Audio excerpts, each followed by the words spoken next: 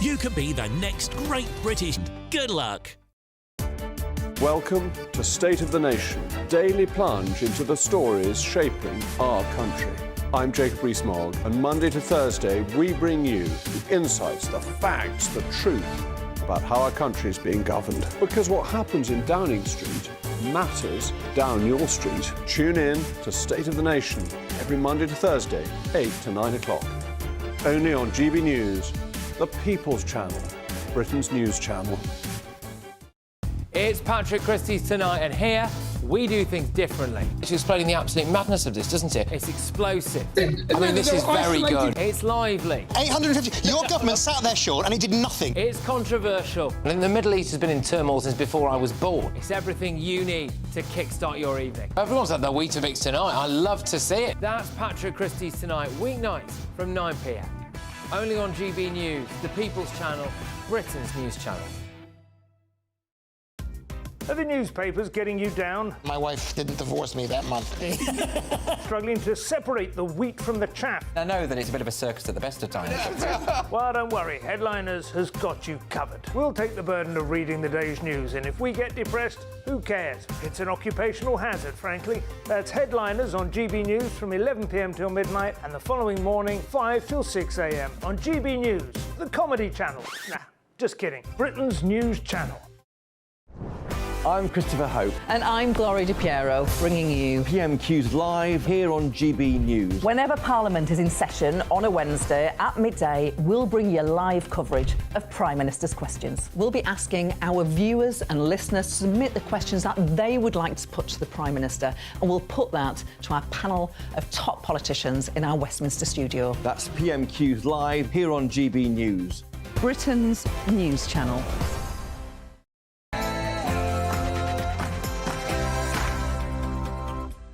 A very good afternoon. Thank you very much for your company. It's 12 o'clock, my friends, on Saturday, the 7th of September. And this is The Weekend on GB News. Now, rumours circulate that prison overcrowding could lead to convicts being sent to serve their sentences in Estonia. Now, Number 10 have denied the plans, but with prisons fit to burst, what on earth will happen with our jails in the coming months?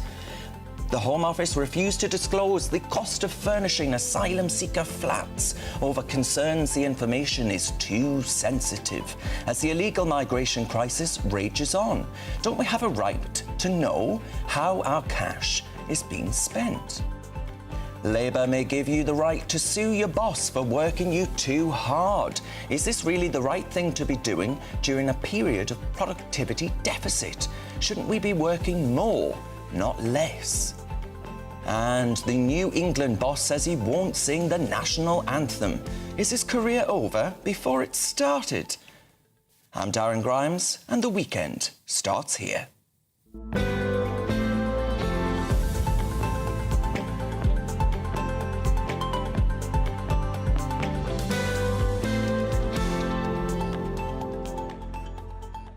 Now, hey, as you'll know by now, this show is absolutely nothing without you and your views. Let me know your thoughts on all of the stories we'll be discussing today by visiting gbnews.com/your say and join the conversation. I've got it open right here, right now. I'll be joined shortly by GB News contributor Benjamin Butterworth and the political commentator Suzanne Evans.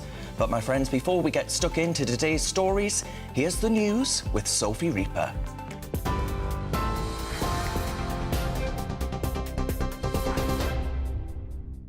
Thank you, Darren. Now it's time for your latest headlines. Police searching for a British man in Mallorca in the same area where a British woman was found dead earlier this week have found a body. The Spanish Civil Guard have said they believe the pair had been swept away in a flash flood after a storm hit the Mediterranean island on Tuesday. Emergency services have been searching the area near the Tramontano Mountains since Wednesday.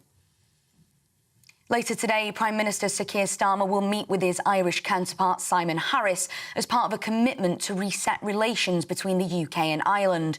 The PM will travel to Dublin to meet Mr Harris, where the pair will also sit down with business leaders from across the country. It's expected that trade across the Irish Sea will be top of the agenda, with that relationship worth an estimated €100 billion every single year. A source for the royal family has said that the King's health is improving, stating that it's heading in a very positive trajectory. Britain's monarch was diagnosed with cancer earlier this year and has since been undergoing treatment.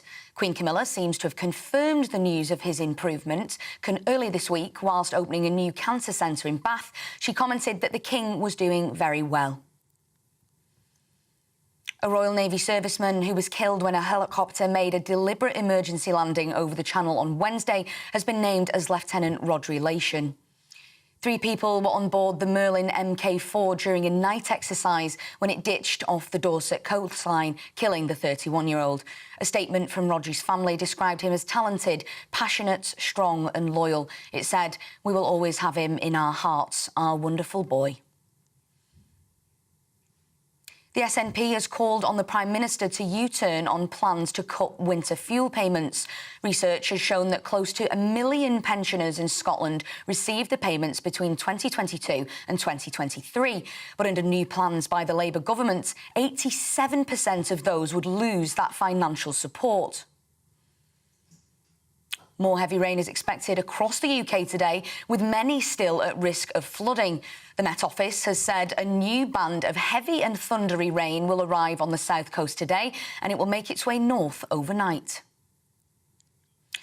Britain's Jack Draper has crashed out of the US Open after being sick 4 times during his semi-final. The British #1 had hoped to emulate the likes of Andy Murray and Emma Raducanu by taking the title, but was ultimately beaten by Yannick Sinner. Draper cited issues with anxiety as the reason for his exit from the competition, describing it as the worst feeling ever. I had chances here and there and I didn't take them, and obviously when you play the best players in the world you need to do that. And yeah, I obviously wasn't feeling my best and struggled at certain periods of the match, especially towards the end, but you know, Yannick beat me fair and square. He was too strong for me today. Later today, England will take on Ireland in the UEFA Nations League. This will be the first test for England's interim manager Lee Carsley, following Gareth Southgate stepping down after defeat in the Euros final this summer. Carsley has faced criticism after he said he will not sing the national anthem tonight, although the former England-Ireland player says he's respectful of the concept. Elsewhere in the competition, Wales faced a goalless draw last night against Turkey, and on Thursday night, Scotland lost 3-2 to Poland, and Northern Ireland beat Luxembourg 2-0. And some positive news now. It's been another brilliant day for Team GB so far at the Paralympics. We started the morning on 100 medals, and that number has now grown once again with a further 3 golds, a silver and a bronze for the British team, including a win for Finlay Graham in the men's C13 road race. Those are your latest GB News headlines. For now, I'm Sophie Reaper. More from me in half an hour. For the very latest GB News direct to your smartphone, sign up to News Alerts by scanning the QR code or go to gbnews.com/alerts.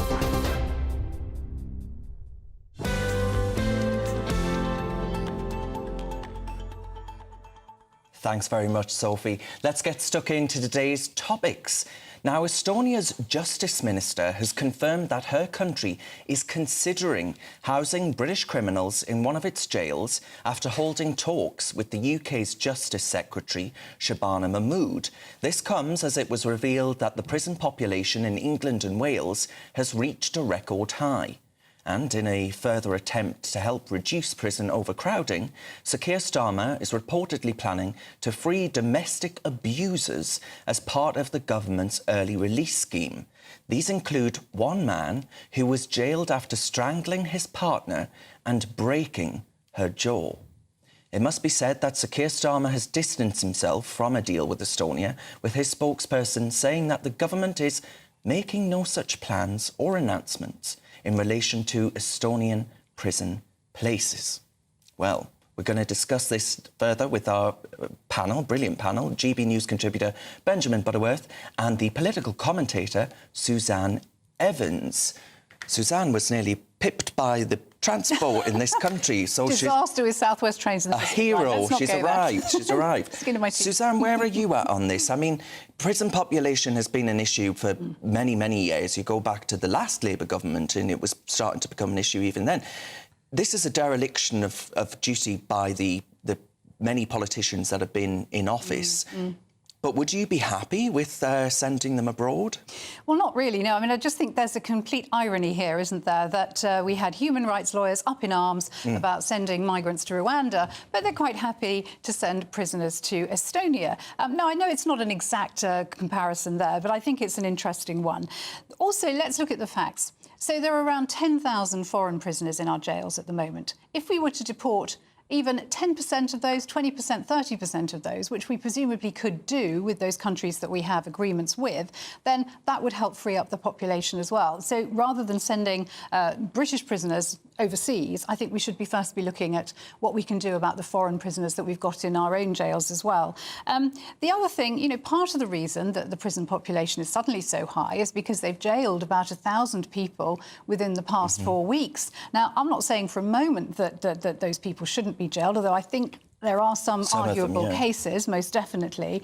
But at the same time, the government's also looking at ways to increase the prison population even further. For example, just a couple of weeks ago, it was talking about treating misogyny as extremism. So again, we have this complete disconnect. The cases that Islamophobia is coming down the tracks as well. Potentially as well. But, you know, you've just mentioned that they're talking about releasing domestic abusers from jails. Now, how does that square with trying to make misogyny extremism and presumably send more domestic abusers to jail? None of this makes sense. It just smacks of the fact that nobody's thought about this seriously. They're just coming out with soundbite policies and they're going to make terrible mistakes. Jess Phillips, Suzanne, before I put this to Benjamin, Jess Phillips is a campaigner on issues around domestic abuse and violence against women. She is a junior government minister. Ought she resign? Well, I think Jess Phillips could probably have resigned over a number of things in the past, I think. But you know, if she doesn't stand up against this, and if she doesn't say, keep these men locked up. And I was horrified to hear on a different channel on the news as I was listening to the radio as I was coming here. You know, they're talking about it's just ridiculous. I can't even remember what I was talking about now, but it's just I was just listening to people talking about letting people out. That's right. It was because they cost £50,000 a year. But what is the cost to society if we do let these people out? And that's a point on the cost of actually keeping foreign nationals in British prisons as well. Benjamin Butterworth, on that point around Jess Phillips's laudable campaigning against issues like violence against women and girls, the fact that we're releasing people who have been violent against women and girls and found by a court of law to have been, should she not resign as a matter of principle over issues like that? I mean, her resigning wouldn't create any more prison places. So, you know, that person, if they were to be released at 40% of what the judge gave them, would most likely still have that happen. So, you know, I can understand that she wouldn't do that. You have to remember the reason we have this problem is because the last government got to a situation where I think there was just 700 or 800 vacant places at the time they left office. And you do wonder, because everyone was perplexed about the timing of the election, whether this was one of the reasons that they didn't want a summer of this happening on their watch when, you know, they really would be accountable for it. I think the idea that Suzanne put about foreign prisoners is an interesting one. I would wonder whether that were possible. If it were possible, surely they would have already tried it. And, you know, I mean, Albania... Because of European Convention on Human Rights, you mean? Is that sort of thing precluding them from... Are you wanting us to get out now, Benjamin? You're putting words in my mouth, I think. But, you know, I would wonder, you know, would British prisoners in other countries, would they then say, well, OK, we'll do a deal, but you have to take them back, and who knows the numbers? But having said that, the number one foreign nationality in British prisons is Albanians. We already have a deal on the boats with Albanians, so clearly we have quite good relations with that country, so maybe it's possible. Go on. Kath has written in, Benjamin, and Kath says, if Starmer can send prisoners to Estonia, now, again, Number 10 has denied that, but if they could, theoretically, why can't we deport illegal migrants who aren't here? You know, you can see why viewers are getting a bit frustrated. Well, I mean, we can notion. deport illegal migrants. The question is how long it takes to process their claims and what we do with them beforehand. We accept 90% of people who arrive here, Benjamin. That's the approval rate in this country. We're a soft touch. We're a joke. But, I mean, well, that's because they meet the criteria to legally be here, and therefore those people aren't illegal migrants, are they? Because, you know, and it depends on the countries they're coming from. Lots of them have come from Afghanistan. And then they throw their papers overboard and they say, oh, I'm from Afghanistan. I've come here I've got a right to be here. I would just put the question, I don't believe for one moment that this new government wants to be in this situation with prison places. It's going to be very uncomfortable. But the question is that if you don't release these people at 40% rather than 50% of their time, which it probably would be otherwise, well, then you can't put new offenders behind bars. And if you take away the threat of prison to people misbehaving right now, I think that is still a more dangerous situation. Can I, before I throw this to Suzanne, the former Conservative Justice Secretary, Alex Chalk, has said earlier today that the justice system should not be locking up everyone we're cross with as longer custodial sentences are actually expensive, with, of course, the prison population at that record high of 88,521 on Friday, with actually more than 1,000 people being banged up over the last 4 weeks. Is there a point there that we are banging people up that we think have said some unsavoury things and ought to go into the slammer for it? I mean, there was one guy flying a St George's flag outside of an Islamic centre and he was banged up, Benjamin. That's a bit silly, isn't it? Look, as much as I'd like to put you behind bars, I don't think that's what's going on. I honestly, the idea that people are getting locked up for tweets, I really think is an exaggeration. Also, Suzanne mentioned misogyny. Well, if that were to become a hate crime, it's very difficult to get a prosecution on a hate crime as it is. It almost always has to be attached to another offence. I'd like to see them criminalise ageism because you'd be in the slammer. You really would. Suzanne, what have you got? Someone else I was talking to the other day on this channel. But yeah, no, the interview with Alex Chalk, that was the one I was desperately trying to remember earlier. And I was absolutely horrified when I heard him say it's so expensive, I kind of support what the Labour government is doing. And I'm thinking, this also just shows just how soft the Conservatives had become. But he on did crime, say we shouldn't be locking migration. them up if we're just cross with them, right? If we just think, this person said something beyond the pale. That's true, but he was also backing the government's attempt to release some prisoners early. Well, he would, despite the fact they might be very dangerous. Well, you're exactly right. I'd agree with you on that. Benjamin, no, but his party, where for many years, they could have built more prisons. They could have taken a tougher approach to law and order, but they didn't. Yeah. Which is one reason why they lost the election, regardless of why they called it. And I think Benjamin does make a point there about they could see all this coming down the tracks. They could see the vote numbers increasing as well. That was also potentially another reason why there was a snap election. But do you trust, actually, given the rhetoric that's come out of Germany recently with the Interior Minister actually saying the migration, part of the migration committee to look into this issue, do you actually have any confidence whatsoever that the votes and the numbers will come down under Labour? No. I think one of the first things that Labour did when it took office was to completely scrap the Rwanda scheme. And that clearly took away any deterrent that there was. The migration bill is still, the Act is still in force. In theory, we should still not grant anyone who comes over here illegally asylum or right to remain. But Benjamin says they're not illegals, right? Well, they're not if they get here and they've put their claim through and they're accepted. Under the terms of the Migration Act, if they come here without having authorised their entry in advance, they're illegal. So Labour aren't the party of law and order, then? I mean, I think there's a dishonesty about the question of people coming over in boats, illegal immigration and legal immigration, which is that the world is changing. There are all sorts of disasters in other parts of the world. It's never been more attainable to cross the world. The ability to control something like the Channel is incredibly complex. Look, if it weren't, I'm sure they would have done it, right? It's obviously very difficult, and I don't think that any party is going to be able to just stop the boats, anytime soon.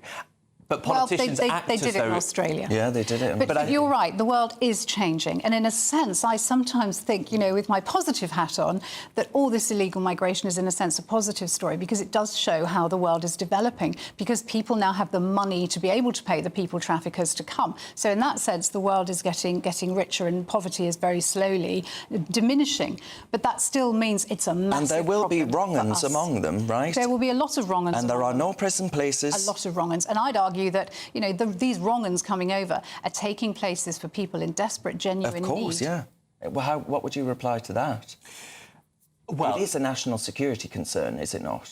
I mean, you can't say it's not because you don't know who these people are and therefore that brings problems. But I just always think when people say, well, they're going to have very different cultural values to us, they're obviously from very different cultures. But the people that come here from some of these unpleasant countries, as we would see them, you know, they are most likely to be the ones that have left that for a purpose. Just because they're a man from Afghanistan doesn't mean that they subscribe to Taliban-like values. Yeah, I'll tell you what the purpose is. Bed, board and benefits from the British taxpayer. That's what it is. I think one of the main draws is a cultural one. They're familiar with the English world. They probably speak a bit of English if they have any second language. Probably, yes. That's a very loose definition, isn't it? That is true, but it doesn't mean that we should not, for that reason, be absolutely tougher. All right, we'll leave that one there. Thank you very much to my panel, Benjamin Butterworth and Suzanne Evans. Now, my friends, for all the best analysis and opinion on that story and more, you can go to our website, gbnews.com.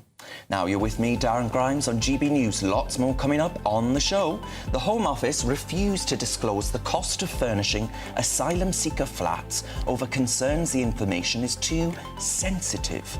As the illegal migration crisis rages on, don't we have a right to know how our cash is being spent? Let me know.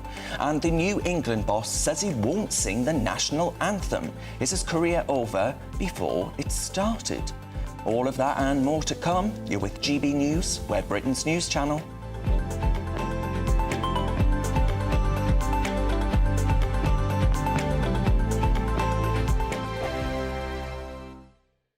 Nana Queer, weekends from 3 p.m. So Prince Harry, apparently, Operation Bring Harry In from the Cold. Do you feel there's any truth to this? Lots of tongues are wagging, Nana. I mean, you know, we heard that he was at the memorial for Lord Robert Fellows, and obviously William was there as well. And so there was lots of, everyone going into overdrive. That was in Stettisham, Norfolk the other day. He wasn't going to attend, said the People, a mouthpiece of his. And I would have actually thought that maybe a lookalike had turned up. But now we have been led to believe that Harry's been talking to people from friends from his old life. And it's not that he wants to make a permanent move to the UK, so I believe.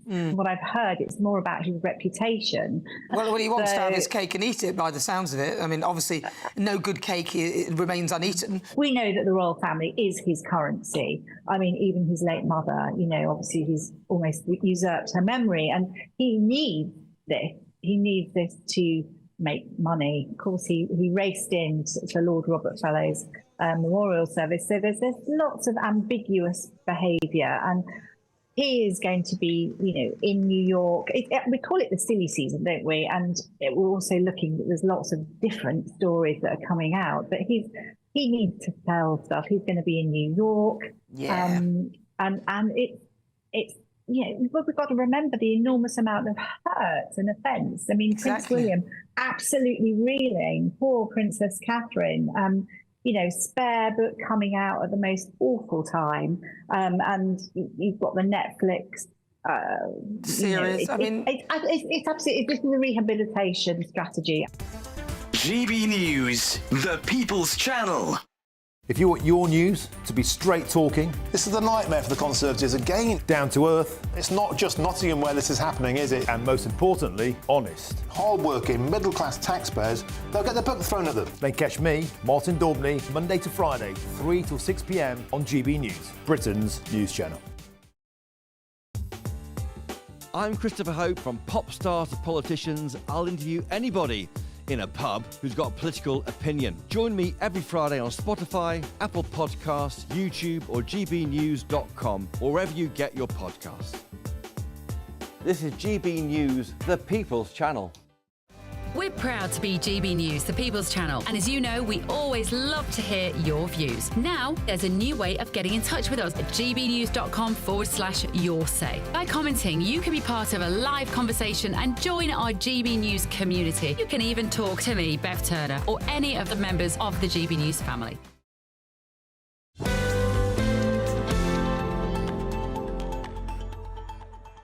Welcome back to The Weekend with me, Darren Grimes. Now, lots of you have been sending in your thoughts. Thank you very much for doing so. Lady Westminster says, hearing Benjamin say that Afghani refugees are coming here on boats because they want the British culture would be hilarious had it not been so totally ridiculous. I know he's a lefty, but get real. That's you told. And Peter says, 80 years ago, the UK managed to stop the German armed forces from crossing the Channel. Now, we can't even stop a dinghy. The pensioners are going the other way, Peter.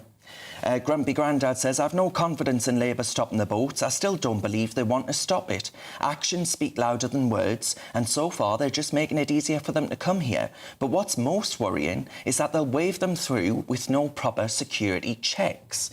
Well, indeed, and it's very hard to do security checks on someone that's thrown their papers overboard and not done anything else.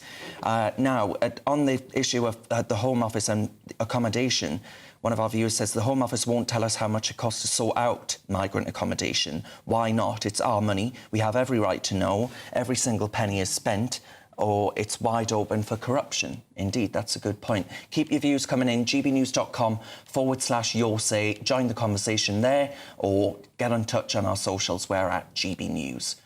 Now, as was mentioned there, the Home Office is facing criticism, not just from our viewers, but elsewhere too, for refusing to disclose the cost of furnishing flats for asylum seekers. They've cited concerns around the sensitivity surrounding the issue. The Information Commissioner ruled in favour of keeping these costs secret, arguing that revealing them could put asylum seekers at risk of protests and harms. Critics, including our very own Reform UK MP Lee Anderson, argue that taxpayers have a right to know how their money is spent. So that's the question. Don't we have a right to know how our money is being spent? Well, let's see what my panel make of this one. GB News contributor and political Benjamin Butterworth and political commentator Suzanne Evans. Benjamin, I'll start with you. Apparently, these flats' market rate could be about $1,400 a month. There'll be many British people watching this programme thinking, oh, I wouldn't mind a cushy flat, £1,400 a month, furnished out by the taxpayer. Oh, that sounds lovely.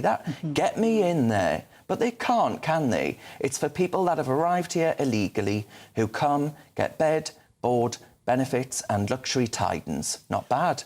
Well, I don't think they get luxury. It's something like £40. Have you seen those flats? Something like £40 a week, I think, is the allowance that a refugee has. So £40 a week, and you're staying in accommodation like that, and some of them could be working in illegal trade as well. Well, I think, personally, that they should be allowed to work so that they can pay for some of these things themselves, and that we should have ID cards. How many more people would come then? So that you can only have people working that we've permitted to work, whereas right now you have this ludicrous situation where they get a flat which sounds nice enough like this, and then they go to work, you know, in a car wash with no papers, no documents, and are paid cash in hand, and so they're taking up the space of a job that we've said they can't have, but they're not paying tax on it, and taxpayers are paying for the flat. I think that's a ridiculous way around it.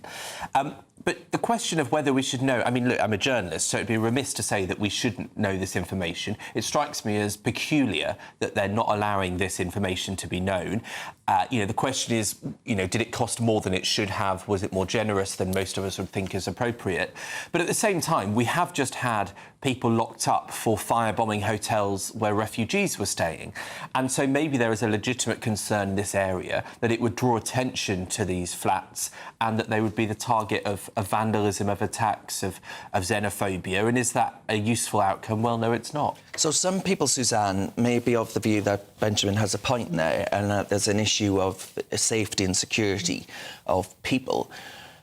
But equally, is this just going to be used now to censor every piece of debate and speech around this issue in order to clamp down on dissenting voices? This is my worry. This sets a very dangerous precedent. What else could the state potentially try to hide for us, supposedly on the grounds of an individual or a group of people's security? So, for example, could we decide at a point in the future that MP salaries are not going to be released into the public domain because they've gone up so high that people feel affronted by it and don't want to pay for it, and and an MP's security might be further threatened. Very, very dangerous precedent indeed, this. You know, this money that is being spent is yours and my money. It is taxpayers' money. The government has an absolute duty to inform us how it spends it. That is only fair. And any government that doesn't, I'm afraid, has really gone rogue. It's a breach of trust with the British people, because we'll be paying, you know, their housing costs, their heating costs, their electricity costs, when we might be very well struggling to pay those ourselves. Indeed. In the current climate. We'll be paying for their clothing, their food and other living expenses. Again, when some of us might be very much struggling. It is a serious breach of trust, this. It's completely unacceptable. And I don't think the safety arguments wash, really, because as I say, you could say safety was going to be compromised in just about every case you could think of. GB News' Tom Harwood, Benjamin, yesterday was speaking to the government minister, Dan Jarvis, and Mr Jarvis, refused to actually say where the new arrivals who will be receiving what some call de facto amnesty to remain in Britain, with 90%, as I say, of applications being accepted. He refused to say whether or not they would be placed in social housing. So, of course, right now there is, as you well know, and I don't doubt for a second you're not honest in your campaign to build more houses. But that social housing, Benjamin, is going to be swallowed up by illegal migrants. So you can see, surely, the anger from people like Suzanne and our viewers who are saying this is just a total joke. I mean, the waiting lists for social housing are extremely long, and you get lots of legitimate cases where people can't get a council house. You have lots of situations where someone has had more children and they have a completely inappropriate-sized house. So that's definitely a problem. You know, the truth is that when you arrive, you have rights to very few things. Certainly, as a legal migrant, you get nothing, and that's the right idea, because you're here to do a job that you've chosen. So I do think we need to build more houses. I think the question is, though, you know, look at what the last government was doing. They were putting £300 million on paper in the budget to deal with this, and then we're getting several billion pounds as a top-up from the Treasury to cover the real costs. I think it was thought to be something like £7 billion that was actually allocated for this. And so they've been grotesquely dishonest about how much it's costing. It's not going to be fixed overnight. Suzanne, where are you at on that then? That question of, well, actually, the unfairness. Oh, it's totally unfair. And I think anybody, you know, that's on a social housing waiting list is going to see it's grotesquely unfair. And this all comes back to what we were saying earlier, really, in our earlier debate. You know, if we knew that everyone housed in an asylum hotel was a genuine asylum seeker who hadn't come here having chucked their papers overboard, who hadn't tried to game the system, then I think the British public would be very sympathetic, because I've never met anybody that doesn't want to give a genuine refugee somewhere to live and safe harbour in a safe country. It's the way in which the system is being exploited that makes people very, very angry. To be honest with you, particularly those Suzanne, people who are missing out. I'm at the stage now where I think close the borders, because I think the asylum and migration system is a total mess. Well, it's not working. Yeah. Exactly. And it should be working, because if we did shut the borders and we did stop our asylum programme, then genuine people would die. There's absolutely no doubt about that. The system's got to be reformed. We've got to stop it being exploited and abused. All right. Thank you very much to my panel, Benjamin Butterworth and Suzanne Evans there. Now, folks, you're with me, Darren Grimes, on GB News. We've got lots more coming up on the show. First of all, though, we're going to get your bulletins with Sophie Reaper.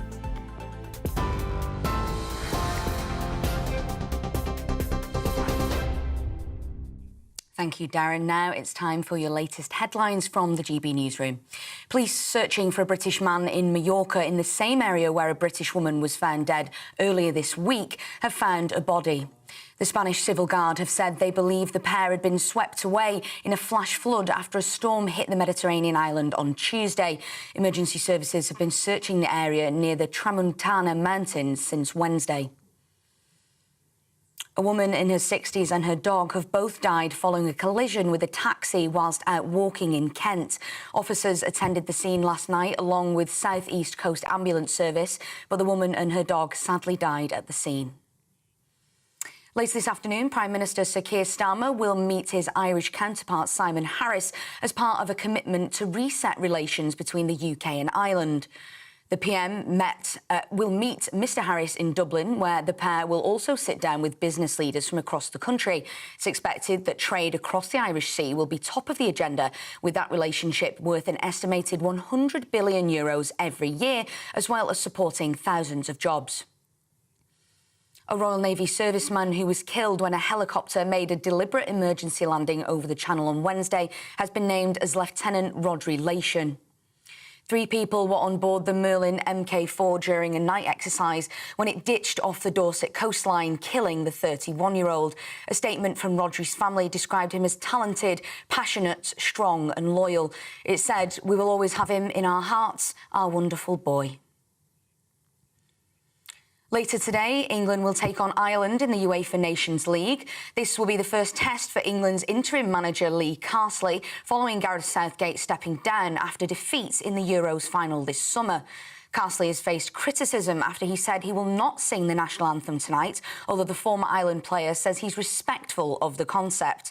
Elsewhere in the competition, Wales faced a goalless draw last night against Turkey, and on Thursday night, Scotland lost 3-2 to Poland, and Northern Ireland beat Luxembourg 2-0. And it's been another brilliant day for Team GB so far at the Paralympics. We started the morning on 100 medals, and that number has now grown once again, with a further 3 golds, a silver and a bronze for the British team, including a win for Finlay Graham in the men's C13 road race. Those are your latest GB News headlines. For now, I'm Sophie Reaper. More from me in half an hour. For the very latest GB News direct to your smartphone, sign up to News Alerts by scanning the QR code or go to gbnews.com/alerts.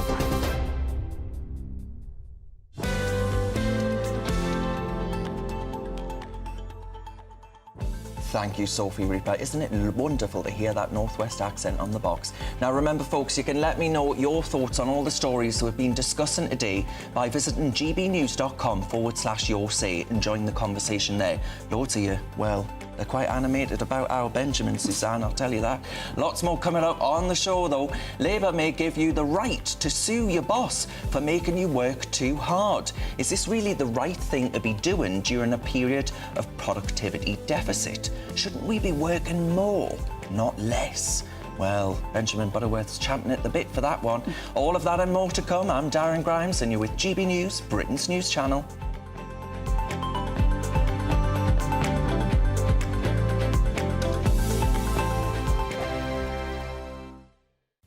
Hello there, welcome to your latest GB News weather forecast. Low pressure still in charge of our weather.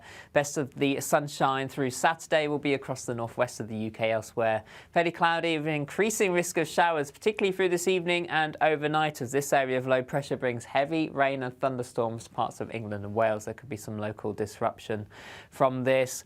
But for Saturday afternoon, best of the sunshine, Northern Ireland, much of Scotland, perhaps northwest England too. Temperatures rising into the mid-20s here, so well above average for the time of year. England and Wales generally cloudier with some showers around. Could be heavy across parts of the Midlands, Wales, and then later on southern coast of England. In any brighter spells, temperatures here reaching around 22 degrees.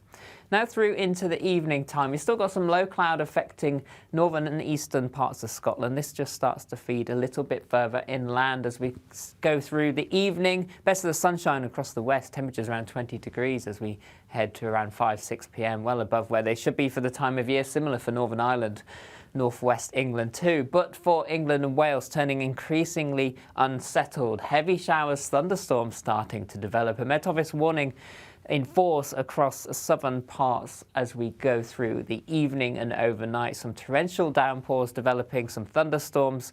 Could be some disruption, some localised flooding, and this all pushing northwards as we head into the early hours. Driest conditions, Northern Ireland, parts of Scotland. Temperatures here around 14-15 Celsius, some places staying around 16 or 17. So a very unsettled day on Sunday across England and Wales. Some heavy downpours possible, some brighter spells, but this will trigger some further thunderstorms into the afternoon across the east and southeast. Best of the dry weather again across Northern Ireland, northwest Scotland, but cloudier and cooler here. Temperatures 17 to 20 Celsius, and the best of the sunshine rising to around 23.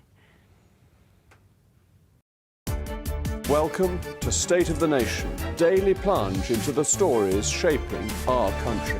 I'm Jacob Rees-Mogg, and Monday to Thursday we bring you the insights, the facts, the truth about how our country is being governed. Because what happens in Downing Street matters down your street. Tune in to State of the Nation every Monday to Thursday, 8 to 9 o'clock. Only on GB News, the People's Channel, Britain's news channel. Join me, Camilla Tominey, for a frank and honest discussion with those in power that cuts through the spin and gets to the heart of the issues shaping our nation.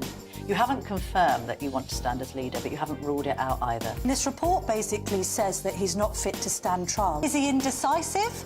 Incompetent? I deliver the dose of reality Westminster needs. That's the Camilla Tominey Show at 9:30 every Sunday on GB News, the People's Channel, Britain's news channel.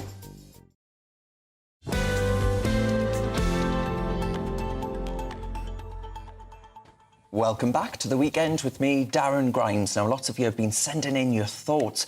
Tony, who actually did send in a Freedom of Information request to the Home Office regarding the furnishing of flats in Farnborough, and he appealed it to the Information Commissioner's office, and he was told, well, no sirree, no can do. So he sent it off to journalists, and he says, tell Benjamin that British citizens in need are told to use second-hand from charity shops. Well, you know, that's the frustration of Tony, who is a GB News member. Thank you very much, Tony.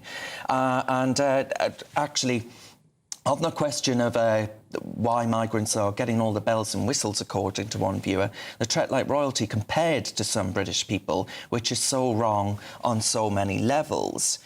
And Vanessa says the government must issue costs for furnishing flats, if requested, in order for those costs to be scrutinised to ensure cost efficiency.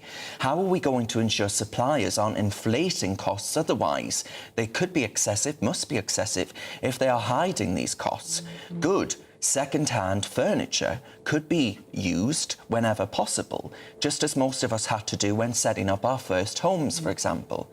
Lots of you very, very frustrated about that, and I can understand that, believe me. Now, folks, let me know, continue letting me know your thoughts on all the stories that we've been discussing. The link that you need is there on the screen. It's gbnews.com/yosay. Join the conversation or message us on our socials. We're at GB News. Now, the Labour Party are set to introduce sweeping reforms in a new workers' rights bill. This will enable employees, I nearly said employers, to sue their bosses for overworking them. The proposed legislation will grant protections from the first day on the job, overhaul employment tribunals, and extend workers' rights to bring claims, creating a potential shake-up in employer-employee relations. However, businesses fear that this move could actually stifle job creation and increase legal challenges at a time, of course, when productivity is it's in deficit. Should we not be working more instead of seeking to work less? Well, let's see what my panel make of this. GB News contributor Benjamin Butterworth and the political commentator Suzanne Evans. Suzanne, I'm going to paint a picture. We're living in a country in which the government are making it harder. You can't, and I know you're a landlord, you can't kick people out if they're unruly, right? And you can't get rid of them if they're causing mayhem and all the rest of it in your flat or property. We can't, if you hire someone from day one and figure out that actually quite quickly they're a bit of a lazy lout, you can't do anything about it. They'll be able to take you to the cleaners. Are we not becoming a country in which it's impossible to do anything, and that, frankly, we're going to be an international pariah when it comes to work and productivity and making a living in this country? I think, you know, when it comes to the employment rights, obviously we need to have employment rights. There's no dispute about that whatsoever, and they've been strengthened up quite considerably over the past few years. The problem now, I think, is the pendulum has swung too far the other way. So employees have really got the upper hand over the people who are actually paying them to do the job that they do.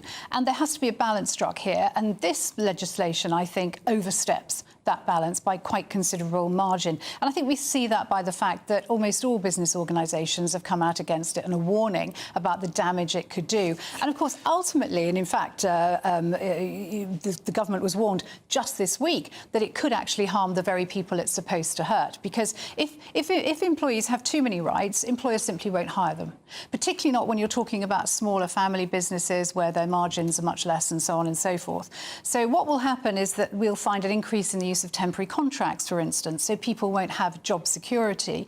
We'll find an increase in the use of 0 hours contracts, which Labour says it's going to ban, but I think that legislation is really not going to go off the ground because a lot of people have 0 hours contracts and actually want to have 0 hours contracts because they don't want 9 till 5 formal day in, day out employment. I suppose I'm working on a 0 hours contract being here, as is Benjamin, I'm sure too. So I think what Labour's doing is risking actually chucking the baby out with the bathwater here. They are risking, by trying to strengthen employees' rights, they're risking actually making life very difficult for employees because employers will be much more nervous about who they hire, on what cost and for how long and on what terms and conditions. So Benjamin, Rob has written in, and Rob says you can't get growth without increasing productivity. That's a fact. People voted for change and growth. They should put their shoulders to the wheel and back up their convictions. Well, I think the question is, how do you get workers to be more efficient? And the idea that the only way that people are more productive is by doing more hours sat at the desk for most people's jobs, I think is wrong to make that assumption. You know, a lot of people will know that when they feel refreshed, when they enjoy their job, when they want to be there, they're more productive. If you look at countries like Germany or Switzerland or Luxembourg that have much more efficient economies than we do, they don't have longer working hours than the average British worker. And so I think it's a mistake to think that. And one of the things that Angela Rayner, the Deputy Prime Minister, had talked about ahead of the election was the idea of workers being happy in their jobs. You know, I think as a country, we're in a situation where lots of people feel a bit miserable, feel quite run down, feel like there's not the hope they want. And having a better work-life balance, I actually think is a really important thing for a government to try and shift because we've lost it. But what about what Suzanne says, that actually killing the flexible market the job market will actually hamper the economy? Labour's policy has never actually been to ban 0 hours. It's been to stop you being forced to have them. So they've never actually put anything forward that says that it won't exist at all. But I think there's some workers' semantics. rights means that actually you won't be able to sack someone, for example. Well, no. I mean, one thing that amazed me, actually, reading about this was that there's a suggestion you get sick pay from day one. I can't believe that everybody wasn't entitled to that. I think that's the kind of thing that most people would say is quite Dickensian, that if you get sick, that you could not get your normal pay. I think that's unfair. I think that's exploitative. But also the fact that you get workers' rights from day one. So at the moment, you have to work somewhere 2 years. Now, we know that the economy in the shape it is at the moment, people move jobs far more frequently than they used to. So you've got people that have got no protections, employers that can get rid of them on, personal reasons rather than appropriate reasons because the employee doesn't have the protections. And another change is that, you can only now get £25,000 in some tribunal claims. That could rise to £100,000. £25,000 for a big business isn't much of a punishment for mistreating an employee. Very, very briefly. But, Benjamin's just highlighted the problem. What employer is going to take on someone and then think, oh, it's absolutely fine, that the next day they go on maternity leave or on a 3-week holiday? Indeed, it's. I don't think anyone can go on holiday when they get a job without permission. Day one rights. They have holiday pay, absolutely paid holiday. Okie doke. You can't just disappear, though. Thank you very much to my panel there. That's GB News contributor Benjamin Butterworth and political commentator Suzanne Evans. You're with me, Darren Grimes, on GB News. Lots more coming up. The New England boss says he won't sing the national anthem. Is his career over before it started? Should it be?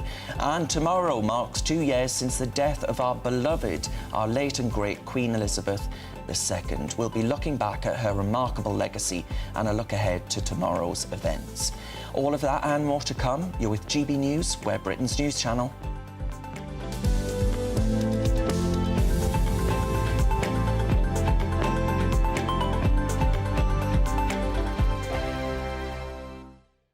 Headliners. Tomorrow's papers tonight. Every night from 11 p.m.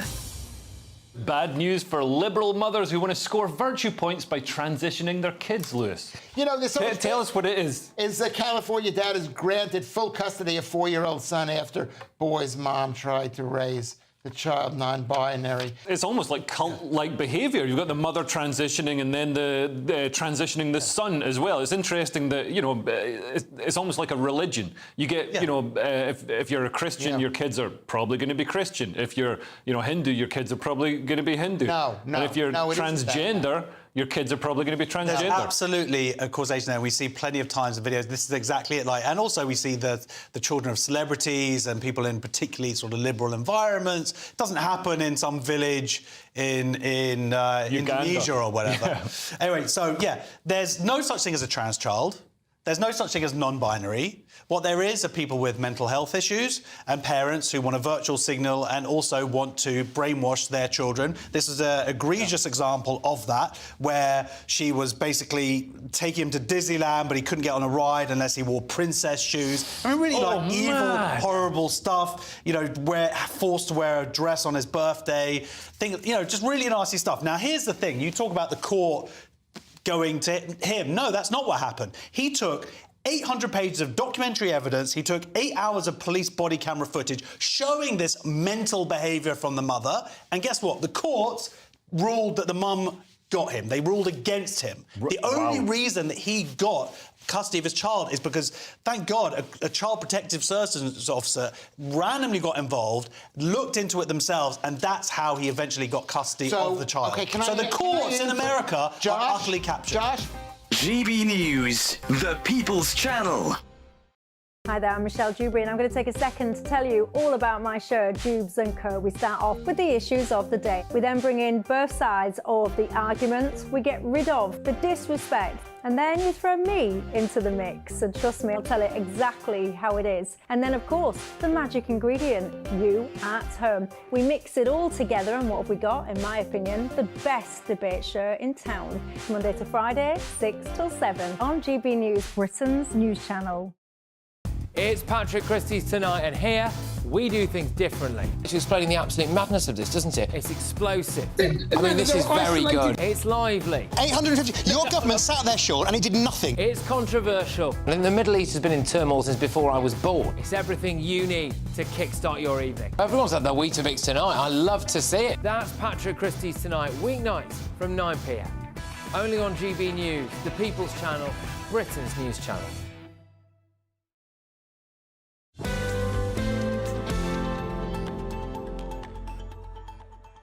Welcome back to The Weekend with me, Darren Grimes. Thank you very much for your company. Now, it's time for your latest sports update, and top of everyone's sports buff's agenda today is the new interim England manager, Lee Carsley, refusing to actually sing God Save the King. Aidan McGee, tell us more. Well, you know what, Darren? He was in a press conference last night. He will not have seen this question coming. There's an element of rabbit in the headlights to this because he's only ever managed kind of representative teams at age group level, a brief spell in charge of Brentford, in amongst a few other things that are nothing like as big as the England job. The FA won't have anticipated it, so no time to brief him.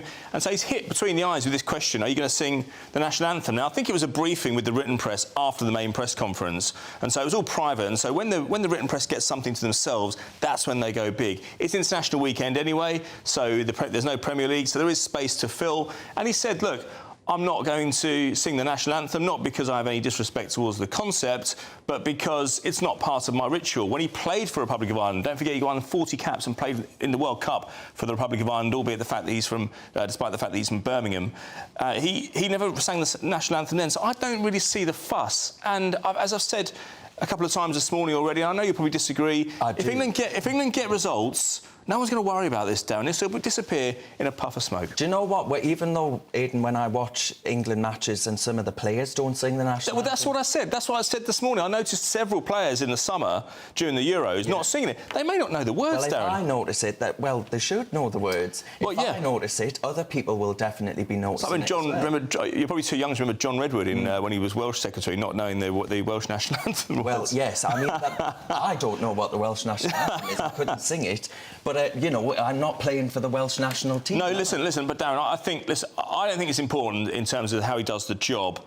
But this is a line in the sand now. The FA are going to be briefing all their staff and all their personnel. If you're in public, you sing the national anthem. It will seem a bit draconian to some of the players. Apart from anything else, some of the players might be more Republican-minded. To be honest with you, the ones I've met are not particularly politically motivated at all. They go along with most of the politics that comes out of the FA. To be political, to sing the national anthem, it's unifying, right? It unites us all. A lot of people would dispute that. I had somebody contact me this morning, a guy called Steve Adams, who's a gentleman who watches the show, and he said he's an avid GB News viewer, but he said that sometimes that the anthem isn't as inclusive as it could be. A lot of people aren't necessarily Republican, aren't necessarily monarchist. Maybe the anthem should be changed to something like Jerusalem. What do you think about that? Well, no. We open the channel to the national anthem. We open this channel to the national anthem. I know we do, yeah, I know.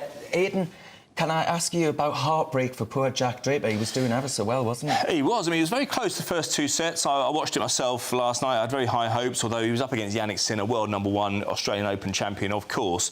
And I mean, he's been involved in a drug doping scandal at the beginning. Yeah, he was cleared a bit, but there's still a bit of a cloud over his head. He's not popular because of that. Although we should stress there's no evidence of any wrongdoing at this stage.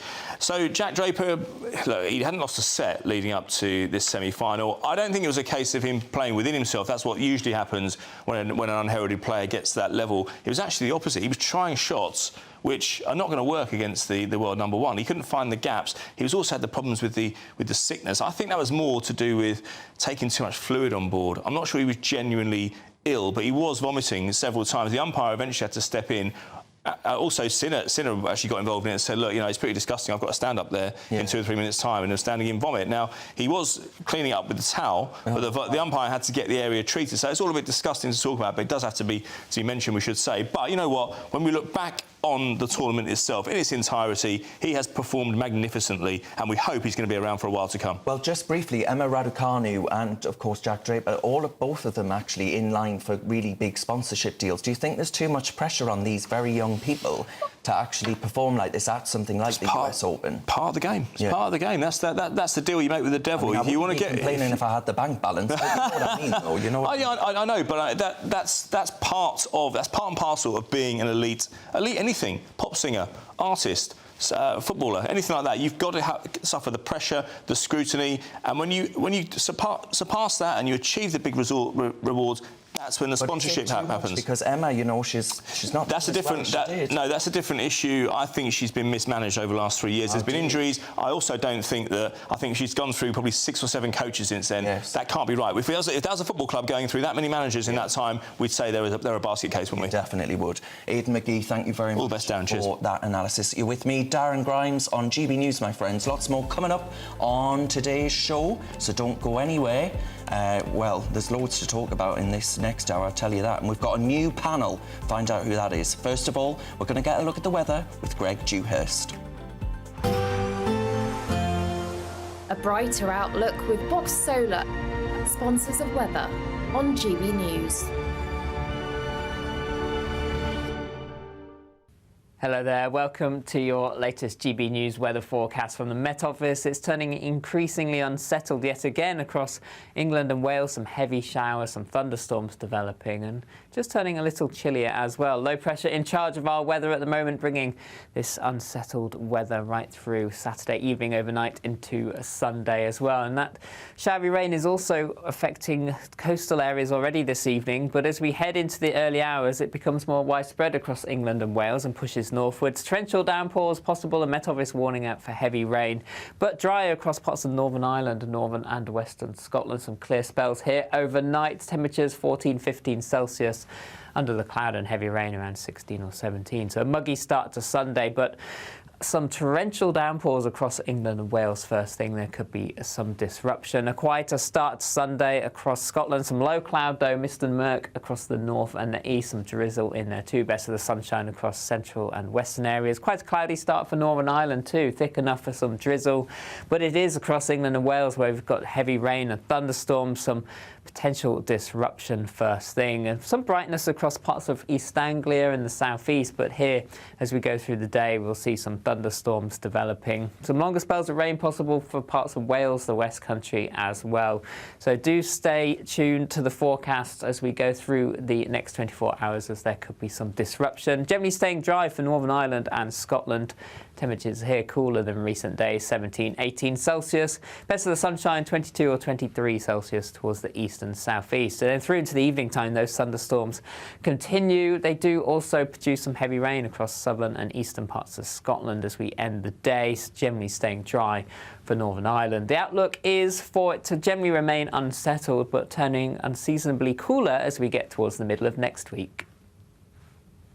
Looks like things are heating up. Boxed boilers, sponsors of weather on GB News.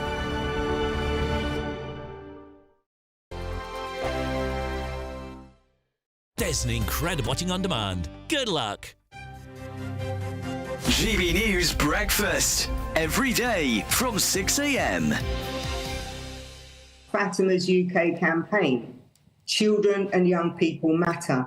Because I actually run a campaign, and my ministry today is about looking after children in the care system and improving their life outcomes. You know, for me, I had a difficult start to my childhood, and I will never forget it. I mean, I always say I may have left the care system, but the care system hasn't left me. And I instantly understand the importance of giving our young children and young people the opportunity to also, you know, have good life outcomes. So Fatima's UK campaign is all about that. It's a summit next year. Eamon, I hope you're going to come. No, and we've talked about this before, and certainly, I mean, I believe in what you're doing. I think it's marvellous what you're doing, and that's why, you know, when you think about children, and children are so close to you, and you look at that horror that happened in Southport yesterday, I mean, things like that exactly. will really hit home hard. Well, children are the innocent ones, aren't they, Eamon? And this is what we look at when you think they're the future. We've got to start to put them back at the top. And it's a travesty when we see things like that, you know, that happen. You know, children are the ones that are impacted. And, you know, it's, for me, you know, it's really important to be able to do the best we can and looking after their future. And so hopefully, you know, I'm going to the Pyrenees in September, Eamon. That's my next challenge, the Bay of Biscay from France to Spain and back. And hopefully people can go online, fatimascampaign.com, and give generously to help make a difference to these young people's lives. Because, as I say, children are the future. GB News, the People's Channel.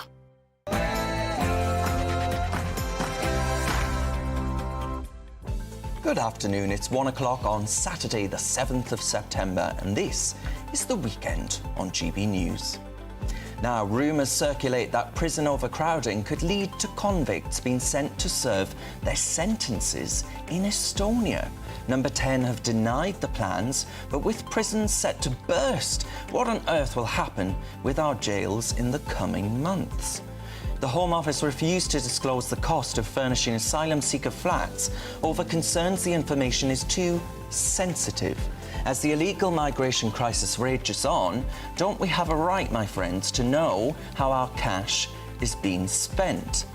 And as the government reportedly scrapped plans to give nuanced education on the British Empire, is this another case of the politicisation of our classrooms? And tomorrow, it marks 2 years since the death of our beloved, late and great Her Majesty Queen Elizabeth II. We'll be looking back at her remarkable legacy and a look ahead to tomorrow's memorial events. I'm Darren Grimes, and this is The Weekend.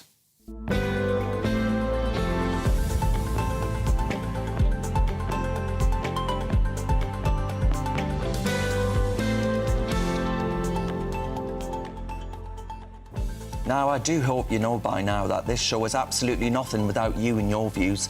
Let me know your thoughts on all of the stories we'll be discussing today by visiting gbnews.com/your say. You're a rowdy bunch in there right now, I tell you. And join the conversation there. Now, keeping me company this hour is the leader of the Heritage Party, David Curtin, and the former Labour Party advisor, Scarlett Maguire. But before we get stuck into today's stories, here's the news with Sophie Reaper.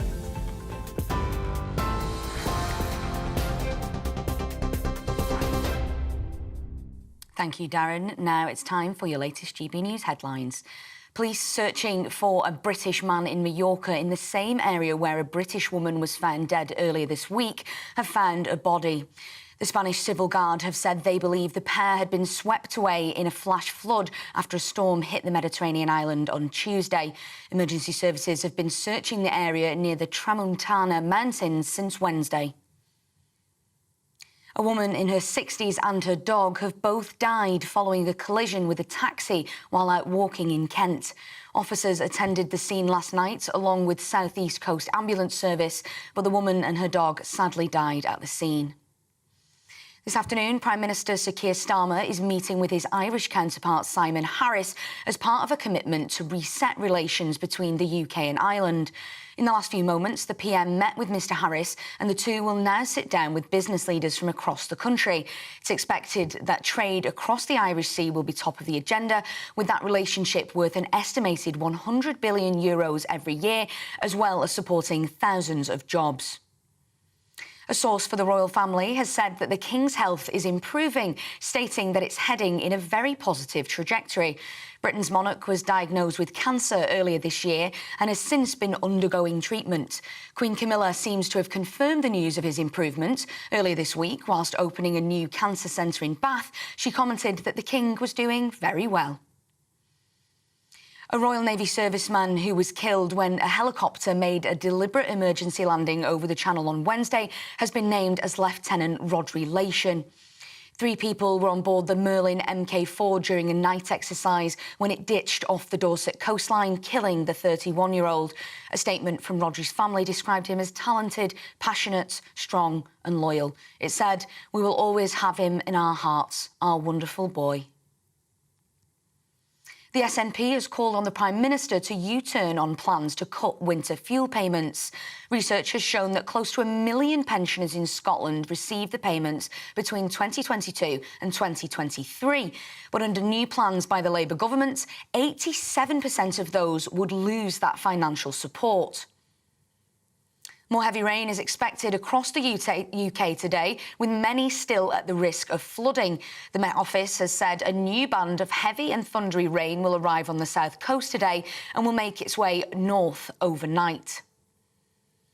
Britain's Jack Draper has crashed out of the US Open after being sick 4 times during his semi-final. The British #1 had hoped to emulate the likes of Andy Murray and Emma Raducanu by taking the title, but was ultimately beaten by Yannick Sinner. Draper cited issues with anxiety as the reason for his exit from the competition, describing it as the worst feeling ever. I had chances here and there and I didn't take them, and obviously when you play the best players in the world you need to do that. And yeah, I obviously wasn't feeling my best and struggled at certain periods of the match, especially towards the end. But you know, Yannick beat me fair and square. He was too strong for me today. Later on today, England will take on Ireland in the UEFA Nations League. This will be the first test for England's interim manager Lee Carsley, following Gareth Southgate stepping down after defeat in the Euros final this summer. Carsley has faced criticism after he said he will not sing the national anthem tonight, although the former Ireland player says he's respectful of the concept. Elsewhere in the competition, Wales faced a goalless draw last night against Turkey, and on Thursday night, Scotland lost 3-2 to Poland, and Northern Ireland beat Luxembourg 2-0. And some positive news. It's been another brilliant day for Team GB so far at the Paralympics. We started the morning on 100 medals, and that number has now grown once again with a further 3 golds, 2 silver and a bronze for the British team, including a win for Finlay Graham in the men's C13 road race. Those are your latest GB News headlines. For now, I'm Sophie Reaper. More for me in half an hour. For the very latest GB News direct to your smartphone, sign up to News Alerts by scanning the QR code or go to gbnews.com/alerts.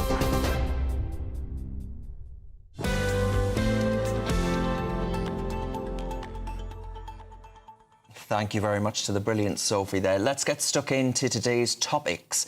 In the last few moments, Prime Minister Sir Keir Starmer arrived at Family House in Dublin for meetings with the Taoiseach Simon Harris. He was greeted on arrival at the Irish government's formal reception house, with trade across the Irish Sea expected to be top of the agenda. with what the relationship is worth an estimated €100 billion every single year, as well as supporting thousands of jobs. Now, the meetings take place ahead of tonight's Republic of Ireland versus England kick-off at 5 p.m. this evening. We'll bring you more as it happens. But Estonia's Justice Minister has confirmed that her country is considering housing British criminals in one of its jails after holding talks with the UK's Justice Secretary, Shabana Mahmood. This comes as it was revealed that the prison population in England and Wales has reached a record high. And in a further attempt to help reduce prison crowding, Sir Keir Starmer is reportedly planning to free domestic abusers as part of the government's early release scheme. These include one man who was jailed after strangling his partner and breaking her jaw. Now, it must be said that Sir Keir Starmer has distanced himself from a deal with Estonia, with his spokesperson saying the government is making no such plans or announcements in relation to Estonian prison places. Let's discuss this further with the former Labour advisor Scarlett Maguire and the leader of the Heritage Party, David Curtin. David, I'll start with you. I mean, a politician's promise doesn't count for much these days, does it? More U-turns than, well, goodness only knows what. But too many U-turns and you quickly end up in the U-bend. Is this one of them, do you think? We will see prisoners, British prisoners, go to Estonia? And if they do, David, how much of a farce is that, given we can't send them to Rwanda? Well, it's interesting the language that is being used there, that they have no plans to do something. Exactly. And when a politician, especially one in the government, says we've got no plans to do something, you can be sure as chips that it's going to happen in the next few weeks or few months. So I think that they are seriously considering this, actually. They may be denying it at the moment, but I think they're beta testing the idea to see what reaction comes back from the media, from the public and so on towards this. And, you know, it was absolutely wrong to send British citizens to Estonia. I mean, they should stay in this country. And clearly there is a problem with prison overcrowding. But he's going about everything in completely the wrong way, releasing people who are guilty of very, very serious violent assaults. I mean, we have there in the introduction some people who have been in prison for domestic abuse. But I mean, that hides the fact that they have assaulted their partners and family members, you know, absolutely dreadfully, and are going to be out of prison within a year or two. So it's completely wrong to do that. They should be kept in prison. They should be kept in prison here in this country. One caveat I would say to that, though, I don't have a problem with deporting foreign prisoners. So if these are foreign nationals, and there are 10,000 foreign nationals in our prisons at the moment, you could deport all of them. That would free up space for the people you need to put in prison in this country. And if they are foreign nationals who are at risk of returning to the country, I've got no problem with them being sent to Estonia. You know, some of them will be closer to the home, you know, if they're from Eastern Europe or the Middle East anyway. So that would be the only reason I would say that this idea is a go. Otherwise, it's completely the wrong thing to do. Scarlett, has David got a point then that actually we could free up some space within the prison population if all the foreign nationals who are in prison? Yeah, I mean, there certainly is a problem about foreign nationals because actually, as soon as they're released from prison, they're deported. And so one can say, I mean, what we don't know is what's really going on. So we know for absolutely certain that this week, again, the prison population hit record numbers. We also know that because of the riots, that people are being jailed an awful lot at the moment. And although possibly for other crimes outside the riots, magistrates are going to think, do I really send this person to prison? There will be more rioters sent. So there is a very serious problem that we do have to do something. And I can understand why, you know, one is looking at all sorts of ways to try and square a very, very difficult circle. I don't know what's going on. I mean, I think that number 10 I think that probably, you know, that's what's happening is what do we do? I think as far as the domestic abusers, I think there's a for most. So if you have been accused of a violent sentence that is more than 4 years, you're not going to be let out early. And the problem is that, and I have always been shocked by this, is that domestic abuse, which is just being violent and often trying to kill your wife or your girlfriend or partner, is normally done your by husband. Normally done by men. But sometimes it's women as well. Yeah. But what I'm saying is that domestic abuse has always been given lower sentences than if it was a normal violent crime. I mean, I remember being really shocked by some woman whose brother killed his wife. 17 times he stabbed her. He was done for manslaughter and given 17 months. Good Lord. I mean, what would you say then to people that argue that there are so-called champions against domestic violence and the abuse of women, for example, like Jess Phillips, who is a junior government minister in the Home Office? And they're saying, actually, there's rank hypocrisy there if we're letting out these people whilst we've got a government minister saying that this government's going to be on the side of the victims. Yeah, I mean, the problem is that if you get given a sentence of less than 4 years, right, you do get let out early. Exactly.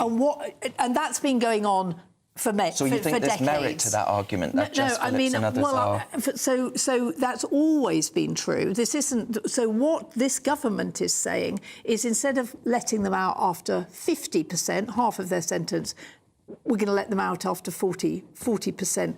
And what they've done is, so if you've been done for stalking, if you've been done for coercive control, you're not allowed out early, right? And obviously what's got to happen is they've got to review every sentence, and actually, if you've been done for domestic abuse, you shouldn't be let out early.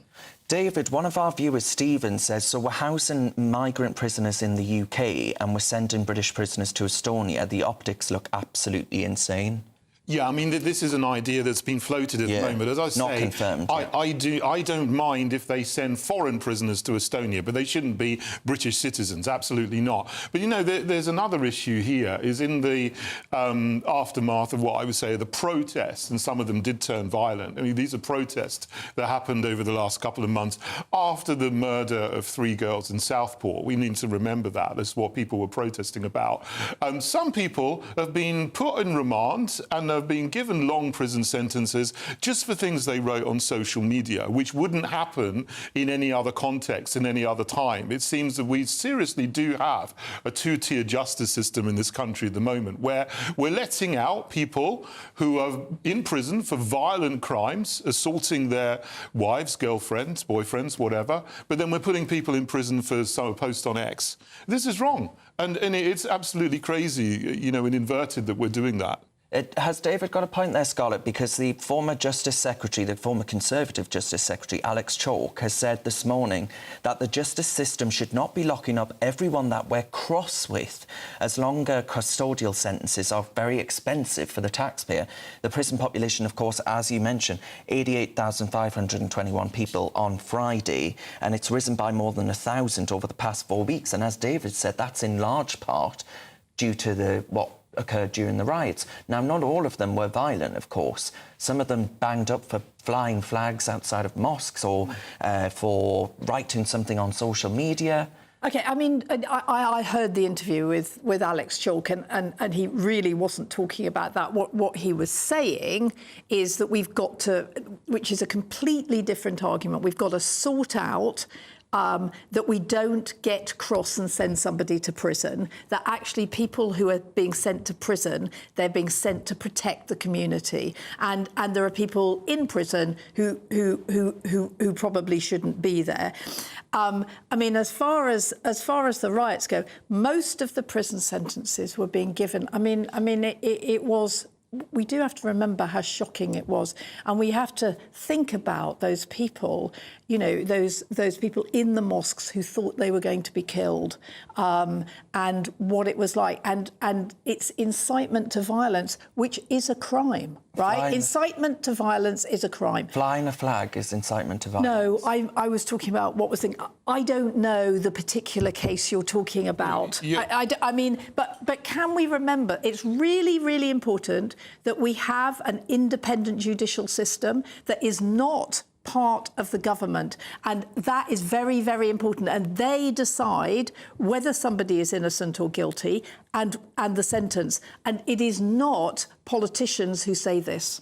I think there was an element of politicisation of all of that, to be honest with you, David. I really do. Well, it was. Yeah. Keir Starmer specifically said, if you've been involved in this, we are coming to get you. You will be held on remand. I mean, who is he to say? And the Home Office posted on X saying these criminals, and that was before we're supposed to be a country that believed in and championed innocent until proven otherwise.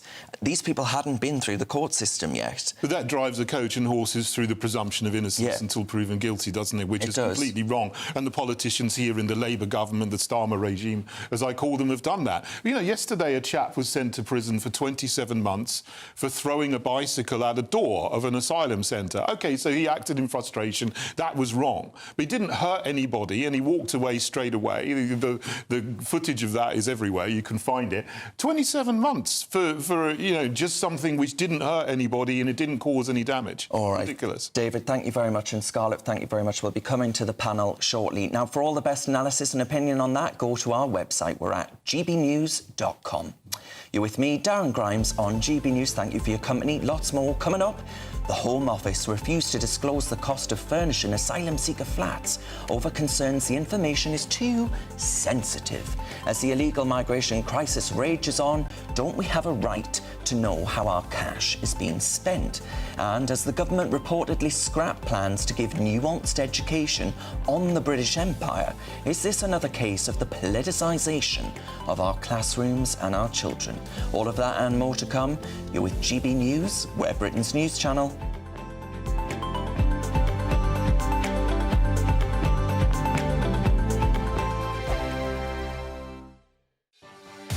Martin Daubney, weekdays from 3 p.m.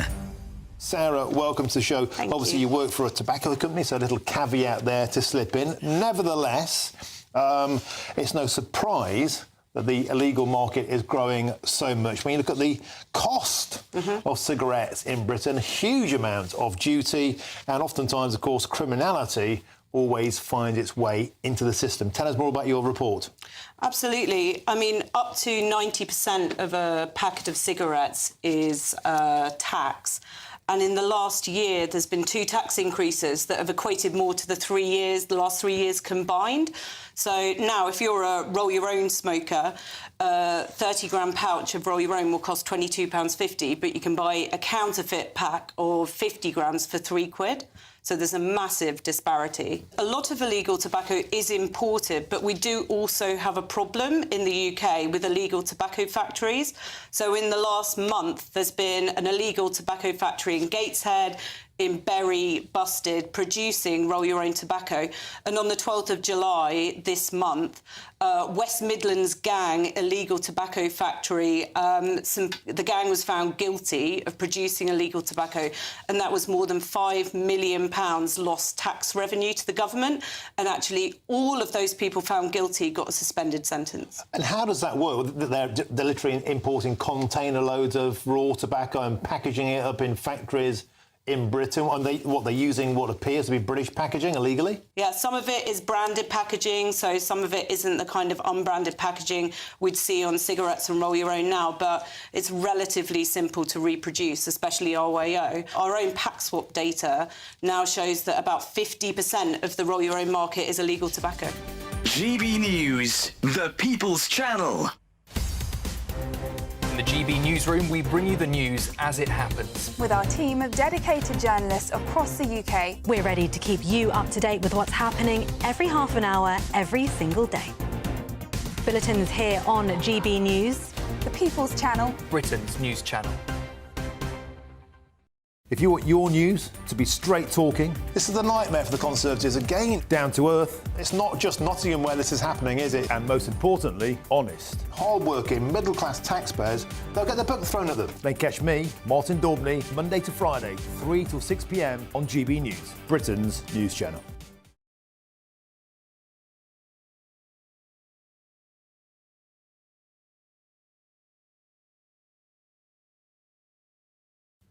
Hello there, welcome to your latest GB News weather forecast. Low pressure still in charge of our weather.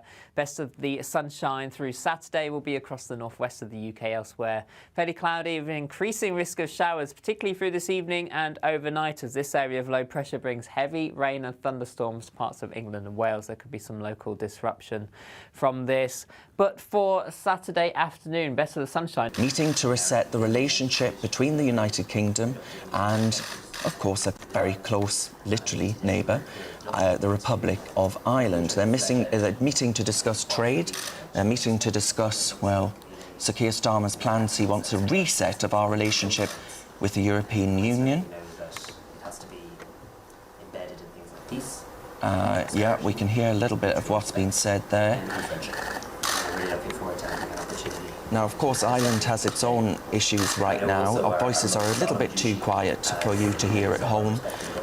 But they're talking about issues around migration, and Ireland has its own issues. The Taoiseach is under a lot of pressure, actually, due to Ireland's own significant issues with illegal migration on the Emerald Isle there as well. So much to discuss with Sir Keir Starmer. We'll bring in the panel on this. Scarlett Maguire joins me, former Labour Party advisor, and the leader of the Heritage Party, David Curtin. Scarlett, I mean, this reset with the European Union, Ireland's going to be pretty important in that discussion, isn't he? Yeah, I mean, the main thing that they're doing, I mean, obviously, Keir's using it as an excuse to go and watch the football, because we all know that he's a complete fanatic. But the thing about these talks, what's really, really important is trade. And as you say, they're our closest neighbour. In fact, they border part of Britain, and it's been very complicated under the last government. The then Taoiseach, head of Ireland, brought up what's called the Windsor Framework to try and get something to work. I mean, always with Brexit, the most complicated bit has been Northern Ireland, because nobody wants a hard border. So we effectively have a border in the Irish Sea, although, as Rishi Sunak said, the people in Northern Ireland are getting the best of both worlds, because they're both in the EU and out of it. But that's what Keir Starmer's going to be trying to do. He's going to be trying to work out how to get trade flowing. To have you as my first guest at Chequers on the eve of the Blenheim summit that we had, the EPC summit there. And, it's a pleasure to be here, to have this opportunity, which we will take, to renew the friendship between our countries. That reset, I think, can be meaningful, it can be deep. Of course, it covers the relationship between our two countries. Obviously, it has to cover the Good Friday Agreement, and I take very seriously our joint role in relation to that, and I've been very clear about that for many, many years, and renew that commitment here today, and the wider EU reset. But of course, at the same time, there are international issues which are pressing. The situation in Ukraine, you've just come back from your visit. I went there last year, and the next few weeks and months are going to be crucial, as they are in the Middle East. And we have to be clear in the face of Russian aggression. We have to stand together, to coordinate, stand with our allies, and give Ukraine all of the support that it needs for as long as it needs. In relation to the Middle East, we need a ceasefire so that the remaining hostages, can come out, so that desperately needed aid can get in to Gaza, and that we can step down the path towards a two-state settlement, which in my view is the only lasting settlement that will bring about lasting peace. But to have this opportunity so early on, I'm behind you, but I'm still only 8, going on 9 weeks into office. And I think for us to be having our second meeting at this level in those few weeks shows a real intention on both our parts to reset this relationship, renew this relationship, deepen it, and that'll be a great benefit to Ireland and great benefit to the United Kingdom. So thank you very much for finding the time and hosting me with such a welcome here today. Thank you so much. You're very welcome. Well, it's nice to see Sir Keir Starmer at work after 5 o'clock on a Friday, isn't it? He said he'd be taking a weekend off. Well, I guess he is, actually. He's watching the footy.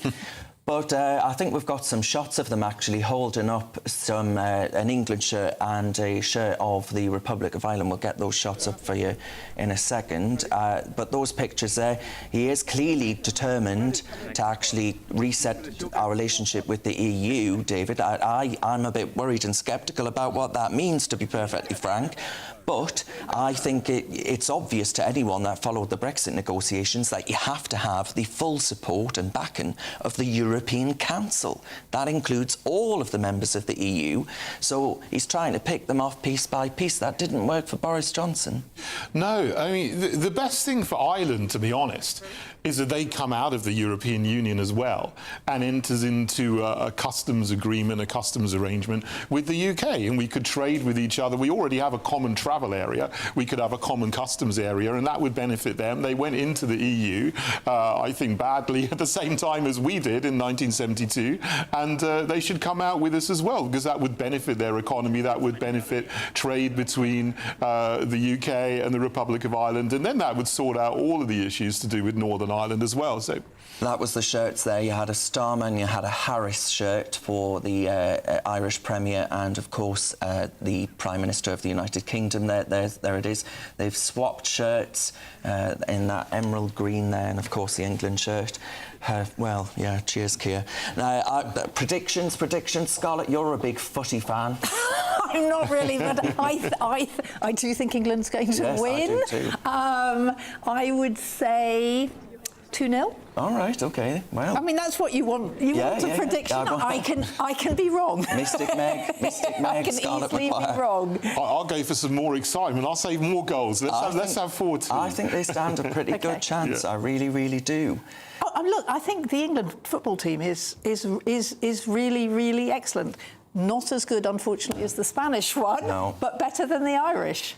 On the point of what we've been discussing there, and I mentioned earlier that the Republic of Ireland, David, very much have their own migration issues as well, and it's champing away there at the support for the likes of Sinn Féin and the main political parties.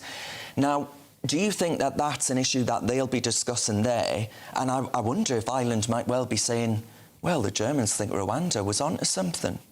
Maybe. I mean, there's a massive issue, as you say, with migration into Ireland. They've got huge problems with crime rising across the country and villages being overwhelmed with migrants coming into camps that the government's building.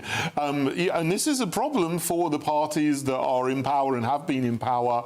You know, Fianna Fáil, Fine Gael, Sinn Féin, as you say. They're losing support because people realise that Sinn Féin is just as globalist, just as into mass migration as the other two parties that have been in power. And I think a lot of people are switching to other parties now, like the Irish Freedom Party, run by Herman Kelly, who is against mass migration, is also for coming out of the EU as well. So I think that is something to look forward in the future.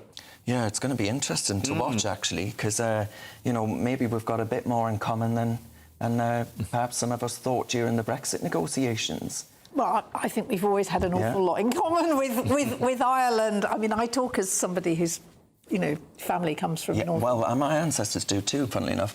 Anyway, Scarlett, thank you very much for that, and David Curtin, thank you as well. You're with me, Darren Grimes, on GB News. Lots more coming up on the show. First of all, though, here's the news with the brilliant Sophie Reaper.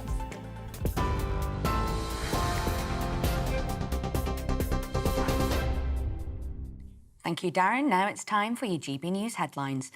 In the last few minutes, Sir Keir Starmer has arrived to meet with his Irish counterpart Simon Harris as part of a commitment to reset relations between the UK and Ireland. The pair are in Dublin this afternoon and will now sit down with business leaders from across the country. It's expected that trade across the Irish Sea will be top of the agenda, with that relationship worth an estimated €100 billion every year, as well as supporting thousands of jobs. Police searching for a British man in Mallorca in the same area where a British woman was found dead earlier this week have found a body. The Spanish Civil Guard have said they believe the pair had been swept away in a flash flood after a storm hit the Mediterranean island on Tuesday. Emergency services have been searching the area nearby since Wednesday after they rescued 10 hikers and recovered the body of a 26-year-old woman. A woman in her 60s and her dog have both died following a collision with a taxi whilst out walking in Kent. Officers attended the scene last night along with South East Coast Ambulance Service, but the woman and her dog sadly died at the scene. A Royal Navy serviceman who was killed when a helicopter made a deliberate emergency landing over the Channel on Wednesday has been named as Lieutenant Rodri Lation. 3 people were on board the Merlin Mk4 during a night exercise when it ditched off the Dorset coastline, killing the 31-year-old. A statement from Rodri's family described him as talented, passionate, strong and loyal. It said, "We will always have him in our hearts, our wonderful boy." And later today, England will take on Ireland in the UEFA Nations League. This will be the first test for England's interim manager Lee Carsley, following Gareth Southgate stepping down after defeat in the Euros final this summer. Carsley has faced criticism after he said he will not sing the national anthem tonight, although the former Ireland player says he's respectful of the concept. Elsewhere in the competition, Wales faced a goalless draw last night against Turkey, and on Thursday night, Scotland suffered defeat 3-2 to Poland, and Northern Ireland beat Luxembourg 2-0. And finally, it's been another fabulous day for Team GB at the Paralympics. We started the morning on 100 medals, and that number has now grown once again with a further 3 golds, 2 silvers and a bronze for the British team, including a win for Finlay Graham in the men's C13 road race. Those are your latest GB News headlines. For now, I'm Sophie Reaper. It's back to Darren.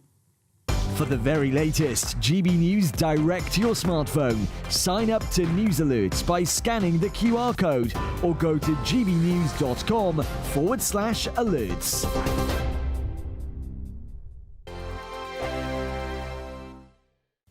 Hello there, welcome to your latest GB News weather forecast. Low pressure still in charge of our weather. Best of the sunshine through Saturday will be across the northwest of the UK. Elsewhere, fairly cloudy with an increasing risk of showers, particularly through this evening and overnight, as this area of low pressure brings heavy rain and thunderstorms to parts of England and Wales. There could be some local disruption from this.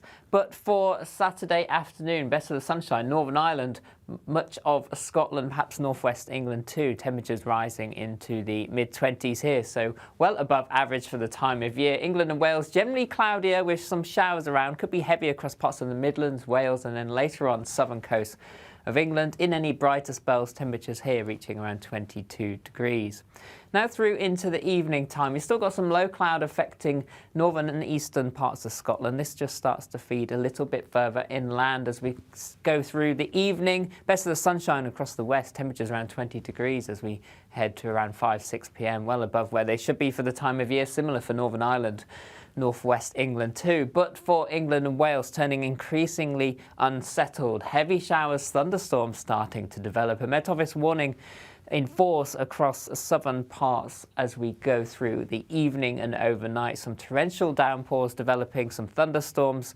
Could be some disruption, some localised flooding, and this all pushing northwards as we head into the early hours. Driest conditions, Northern Ireland, parts of Scotland. Temperatures here around 14-15 Celsius, some places staying around 16 or 17. So a very unsettled day on Sunday across England and Wales. Some heavy downpours possible, some brighter spells, but this will trigger some further thunderstorms into the afternoon across the east and southeast. Best of the dry weather again across Northern Ireland, northwest Scotland, but cloudier and cooler here. Temperatures 17 to 20 Celsius. In the best of the sunshine, rising to around 23.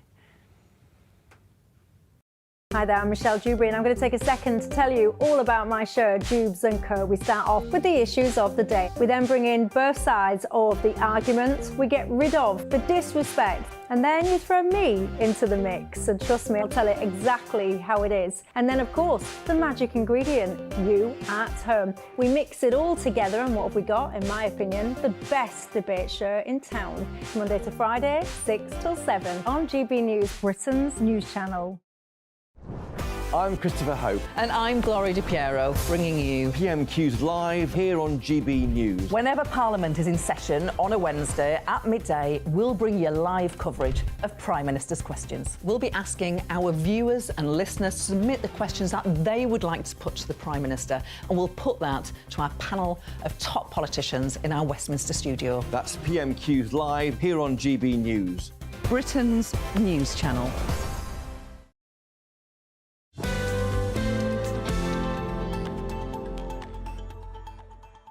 Welcome back to The Weekend with me, Darren Grimes. Thank you for your company.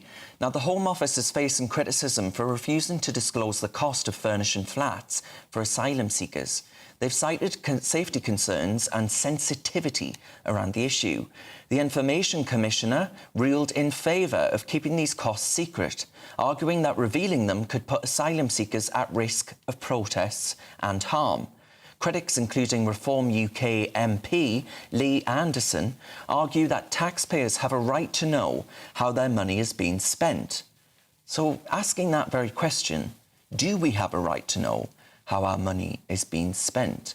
Well, joining me now is the businessman and former Brexit Party MEP, Ben Habib.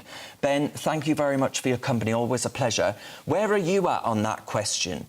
A lot of our viewers are saying, hang on a minute. We need to be able to scrutinise this to see just how much this is costing the taxpayer. Yeah, so you were talking earlier, Darren. I've been listening for a while, and I have to say it's quite depressing listening to some of the stuff you've been discussing, because your heart just sinks, your stomach sinks with a sort of resignation to our government's inability to stand up for what's right for this country. And this refusal to hand over perfectly legitimate information to the British taxpayer about how their money is being spent is yet another example of how our government stands in opposition to us. It's not just about the info, by the way. We know that the info is going to be embarrassing for the government, because otherwise they would have released it. We know it's going to reveal that lots of money has been spent on fitting out flats for illegal migrants who've come to this country. We know that already. And their refusal to disclose it just confirms it. Yeah, and Ben, I wonder then as well, because we had with Tom Roberts, the aspiring Royal Marine, who was murdered, and there's going to be no inquiry into his death and the failures of the state as far as asylum and migration is concerned, with someone who pretended to be an Afghan child. Now, can you see why our viewers are getting really frustrated and saying this sounds far more than like cover-up than it does conspiracy? Yeah, well, as I said, both my heart and my stomach sink every time I hear how our government is governing us, how it promotes the interests of people who've entered this country illegally, over and above and to the detriment of the British people, to the point where it's so embarrassed about the information on money it's spending on people who have no right to be in this country, that it appeals to the Information Commissioner to quash freedom of information. We already have the quashing of freedom of speech coming through the various social media channels. Now they're just not going to tell us what they're doing with our money, because they know that we're going to be furious about it. And I mean, the whole thing is just infuriating. And you saw Keir Starmer trying to reset the relationship with the head of the Republic of Ireland. Well, what reset? What further concession can we make to the Republic of Ireland? We've handed over Northern Ireland because they insisted there'd be a resumption of violence by the IRA if we didn't do so. A threat of terrorism from the Republic of Ireland under Leo Varadkar, we hand over Northern Ireland. People coming to the shores illegally have no right to be here, put ahead of the queue for homeless people in the United Kingdom, homeless veterans in the United Kingdom, people who have been waiting for ages to get into social housing. So these illegal migrants are given 4-star hotels, fitted out at vast costs into flats. When I was standing in Wellingborough, you may recall, Darren, I don't know if you saw the story, that there was an elderly couple who received a letter, they brought it to my attention, saying the council was going to repossess their home so they could settle migrants who've come to this country, largely single young men from North Africa. I mean, you just can't make this up. And this is a British government standing, in my view, in opposition to the interests of this nation and to the interests of the people of this nation. And that's why I've been saying for a while now that Keir Starmer is anti-British. And you see that in every step he takes. That information is legitimately our information. It should be in the public domain. If they're embarrassed about it, it makes it doubly important that it's in the public domain. We need to know what they're doing. Yeah, well, Ben, I couldn't agree, and I'm sure many of our viewers think that you're in agreement like a nest of singing birds. But Ben Habib, thank you very much, as ever. Now, folks, the Labour government has been accused of shelving a new history curriculum that would have helped schools teach children a more nuanced history of the British Empire and slavery. A review of the modern history curriculum was commenced by the last government after warnings that schools were coming under pressure to, where's that watchword, decolonise the curriculum. But after Labour won the election in July, they informed members of the review panel that their work would not be taken forward. Are you surprised? Well, joining me now is the historian and senior fellow at the New Culture Forum, Rafe Hadelman-Q. Rafe, thank you very much for your time. Oh, Rafe, where do I start with this? I just want to pull my hair out.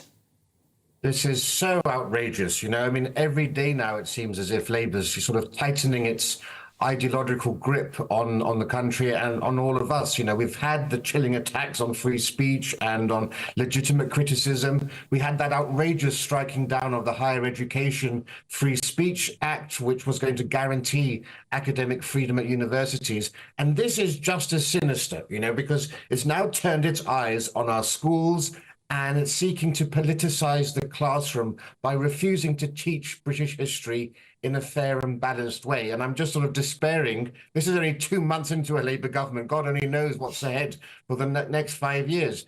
Look, history is not black and white. It's nuanced. And I've been writing and lecturing for years that we need to teach the full, the fair, and the balanced history of our nation. That means teaching the bad about the British Empire, of course, but also the good about the British Empire.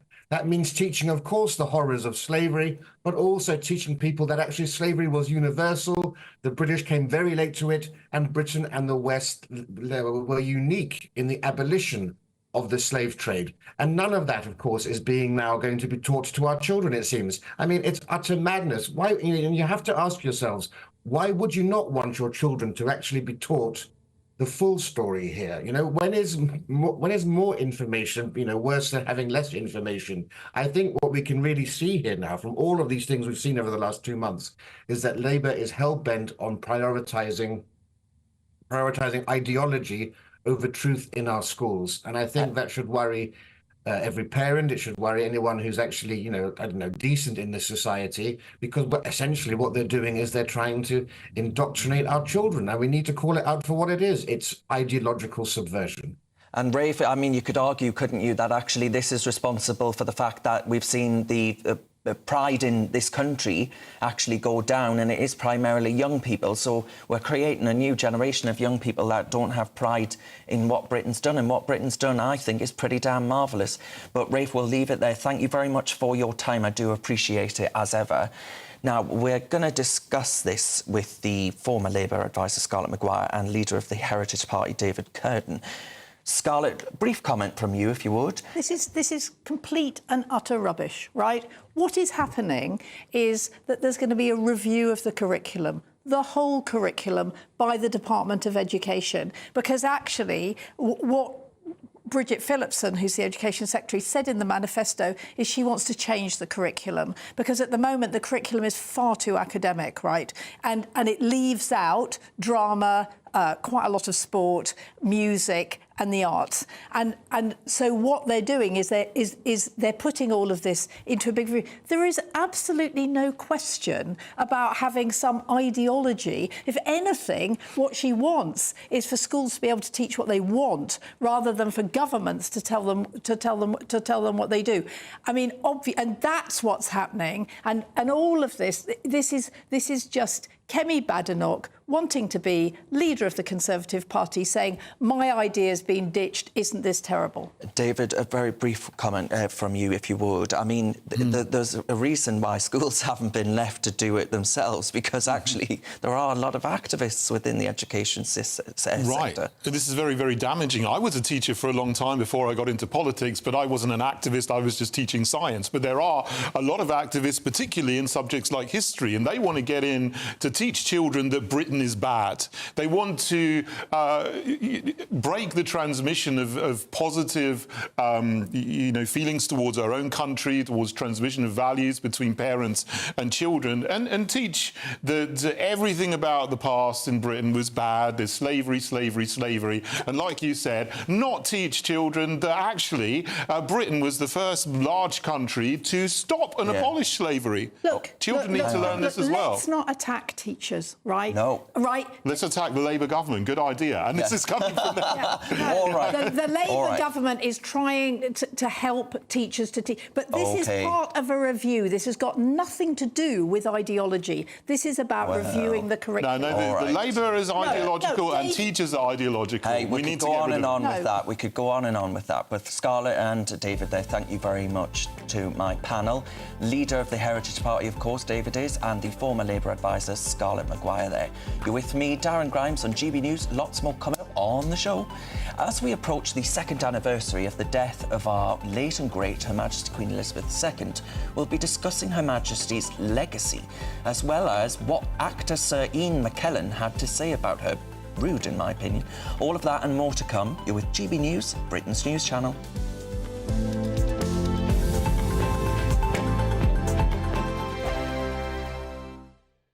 This is GB News, Britain's news channel.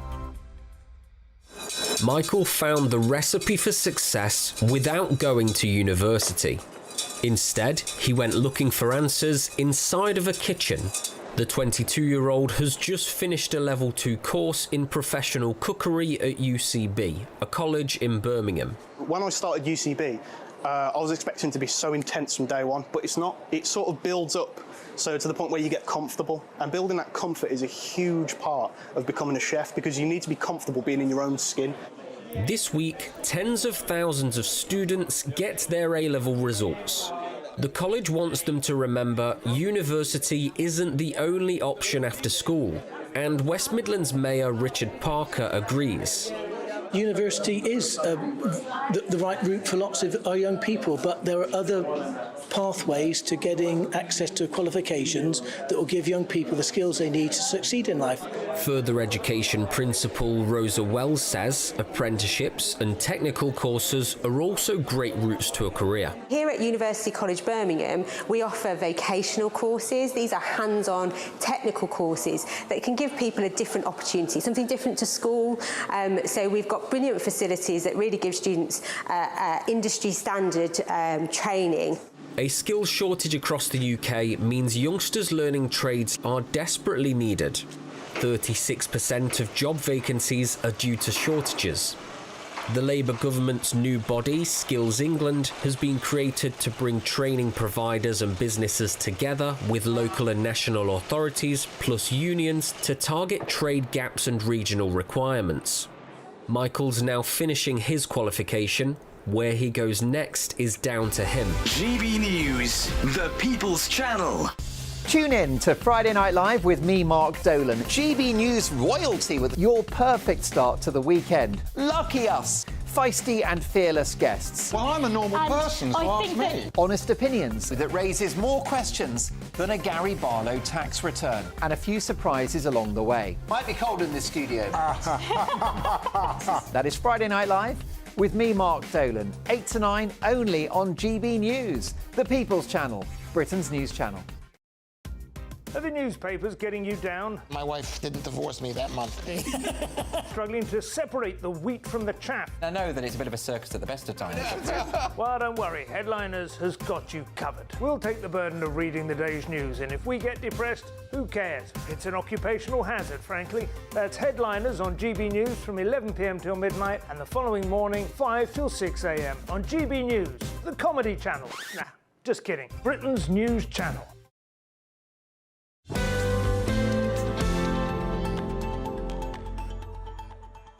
Welcome back to the weekend with me, Darren Grimes. Now, tomorrow will mark the 2nd anniversary of the death of our late and great Her Majesty Queen Elizabeth II, who passed away aged 96 after 70 years on the throne.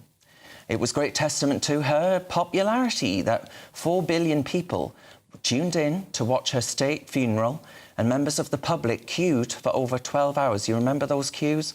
To see her lying in state.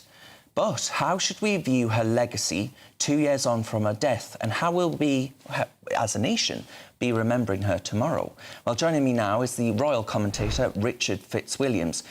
Richard, I've only got a short time with you, my friend, but I wonder, how do you think we will, tomorrow, remember Her Majesty? Someone who was perfect when it came to duty, someone also who left a legacy such as, for example, the formation of the Commonwealth. She pretty well single-handedly kept it together, and also a truly remarkable human being with enthusiasms. We're looking at one at the moment, her love of horses. I mean, she was perfection. She was one of our great sovereigns, and I'm delighted to read that a statue will be going up to her, and indeed it will be relatively near that to her mother and also to her father. There's a fine statue of King George VI in naval uniform by Kenneth Macmillan, and also of her mother by Philip Jackson. And the way the nation will choose this, I mean, I can only hope that they get it right, and I'm sure that they will. So how will the nation, how will we as a nation be remembering her tomorrow? Because, as you're more than acutely aware, she was very much loved by the nation. That I remember, you know, feeling just an immense sense of grief, you know, like she was a member of your own family. Yes, there was an ability that she had, even in her 90s, which, I mean, the Queen didn't appear conventionally old, and as she showed during COVID, when she could reach out to talking about, we will see our friends again, we will meet again, echoes of Dame Vera Lynn. Of course, she was the last sovereign of reigning sub-monarch to have served in the Second World War, again, as we see in your film. I mean, she was truly remarkable, and everyone will have their own special ways of thinking in grief when we heard of the inevitable, but also in gratitude for a truly remarkable reign. Yeah, and that statue that you mentioned, where is that reportedly going then? Supposedly it's going in St James's Park, so that will place it in quite close proximity to the two statues that are up there to her parents. And also, of course, there's Queen Victoria, that majestic statue by Aston Webb in front of Buckingham Palace. So royal statues in that area, I think it's an extremely appropriate venue. But the main thing is, hopefully they will get it absolutely right. I don't think there are any excuses for errors here, and it will be fascinating to see what they come up with. Well, yes, hopefully it's not the fella that did that painting of His Majesty the King, the red one with all the... I mean, I don't know if you were a fan of it, but I wasn't. It looked a bit too modern. Because I didn't think... I thought the face was absolutely superb. It was, but the rest... But I wish the rest of it hadn't been splashed. Exactly, I agree. Thank you very much for your time there, Richard Fitzwilliams, as ever. You're with me, Darren Grimes, on GB News. Lots more coming up on the show. First of all, though, we're going to get a look at the weather with Greg. A brighter outlook with Box Solar, sponsors of weather on GB News. Hello there, welcome to your latest GB News weather forecast from the Met Office. It's turning increasingly unsettled yet again across England and Wales. Some heavy showers, some thunderstorms developing, and just turning a little chillier as well. Low pressure in charge of our weather at the moment, bringing this unsettled weather right through Saturday evening, overnight into Sunday as well. And that showery rain is also affecting coastal areas already this evening, but as we head into the early hours, it becomes more widespread across England and Wales and pushes northwards. Torrential downpours possible, a Met Office warning out for heavy rain, but dry across parts of Northern Ireland, Northern and Western Scotland. Some clear spells here overnight. Temperatures 14-15 Celsius. Under the cloud and heavy rain around 16 or 17. So a muggy start to Sunday, but some torrential downpours across England and Wales first thing. There could be some disruption. A quieter start to Sunday across Scotland. Some low cloud though, mist and murk across the north and the east. Some drizzle in there too. Best of the sunshine across central and western areas. Quite a cloudy start for Northern Ireland too. Thick enough for some drizzle. But it is across England and Wales where we've got heavy rain and thunderstorms. Some potential disruption first thing, and some brightness across parts of East Anglia and the southeast, but here as we go through the day we'll see some thunderstorms developing. Some longer spells of rain possible for parts of Wales, the West Country as well. So do stay tuned to the forecast as we go through the next 24 hours, as there could be some disruption. Generally staying dry for Northern Ireland and Scotland. Temperatures here cooler than recent days, 17, 18 Celsius. Best of the sunshine, 22 or 23 Celsius towards the east and southeast. And then through into the evening time, those thunderstorms continue. They do also produce some heavy rain across southern and eastern parts of Scotland as we end the day, generally staying dry for Northern Ireland. The outlook is for it to generally remain unsettled, but turning unseasonably cooler as we get towards the middle of next week. That warm feeling inside from Boxed Boilers, sponsors of weather on GB News.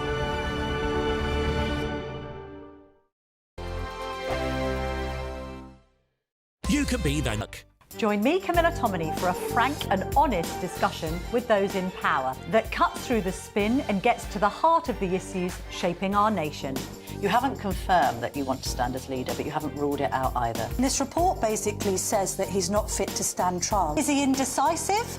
Incompetent? I deliver the dose of reality Westminster needs. That's the Camilla Tominey Show at 9:30 every Sunday on GB News, the People's Channel, Britain's news channel.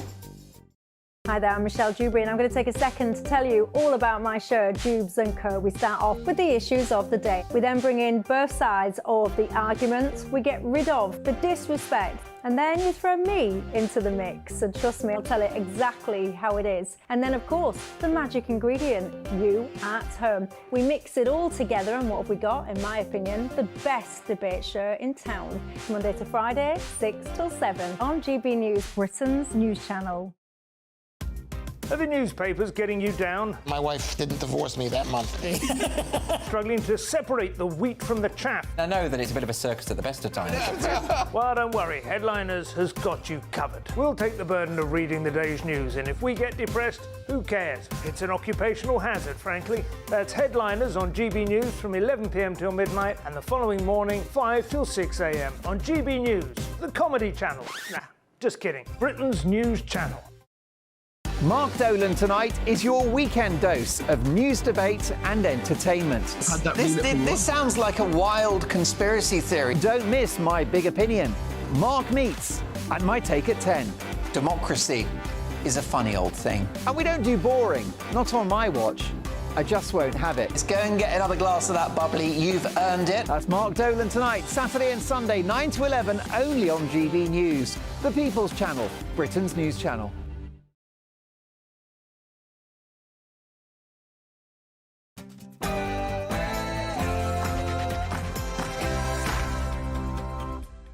Good afternoon, it's 2 o'clock on Saturday the 7th of September. This is The Weekend on GB News. Rumours circulate that prison overcrowding could lead to convicts being sent to serve their sentences in Estonia. Number 10 have denied the plans, but with prisons fit to burst, what on earth will happen with our jails in the coming months? I have asked Sir Keir Starmer to send me there instead. The number of wealthy Britons looking to move abroad has risen sharply since Labour won the election in July over fears the Chancellor will raise taxes on the highest earners in her October budget. One relocation company saw a 69% increase in inquiries in August compared to the same month last year. The legendary actor Sir Ian McKellen has sparked controversy by claiming the late Queen Elizabeth the Great, was rude to him on more than one occasion, and that she was quite mad at the end. This has prompted some to claim he should lose his knighthood. I'm Darren Grimes, and this is The Weekend.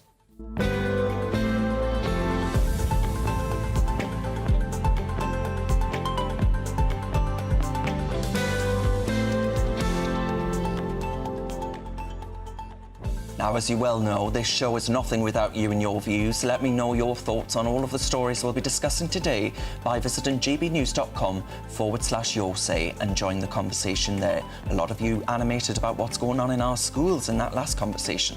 Now, keeping me company this hour is the former advisor to Jeremy Corbyn, James Schneider, and the former special advisor to Michael Gove, Charlie Rowley. He's deeply worried about Labour's taxes on the very rich. But before, as a very rich, wealthy man, he's taking me for drinks after this. But before we get stuck into today's stories, here's the news with Sophie Reaper.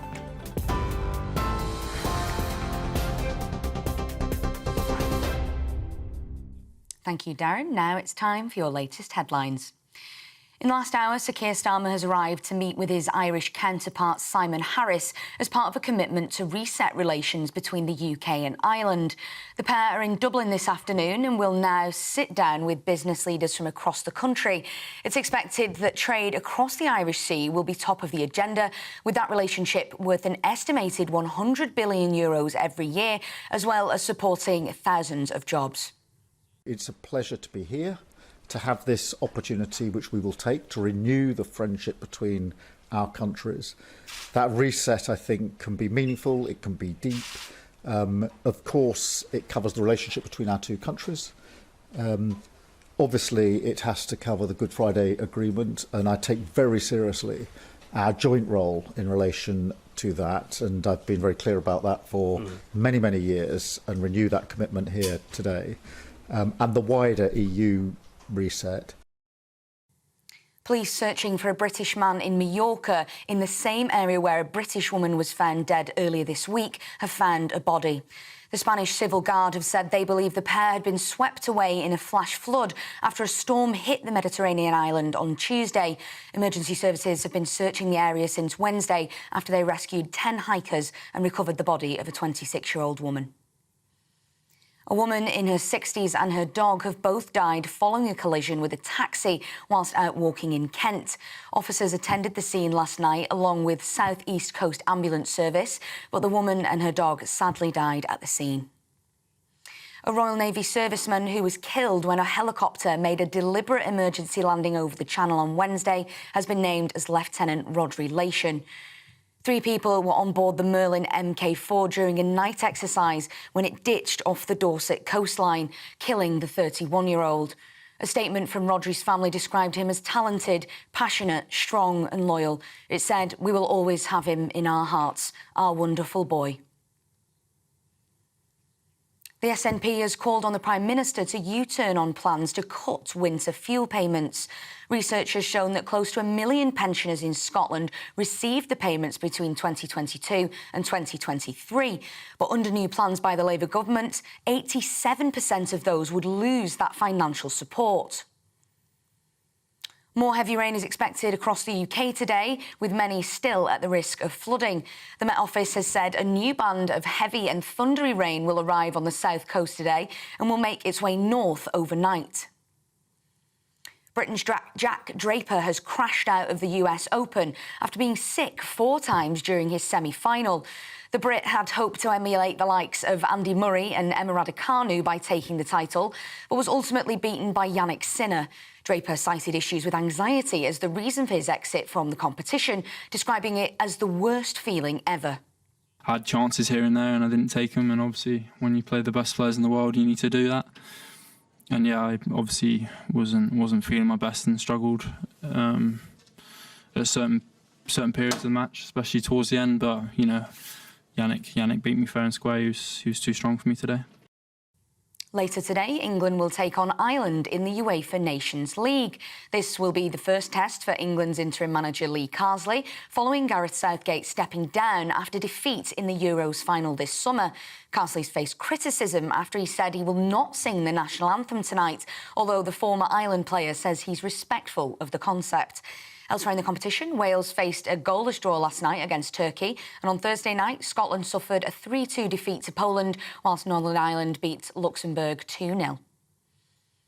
And another fabulous day for Team GB so far at the Paralympics. We started the morning on 100 medals, and that number has now grown once again, with a further 3 golds, 2 silver and 2 bronze for the British team, including a win for Finlay Graham in the men's C13 road race.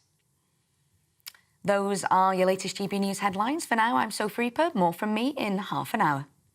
For the very latest GB News direct to your smartphone, sign up to News Alerts by scanning the QR code or go to gbnews.com/alerts.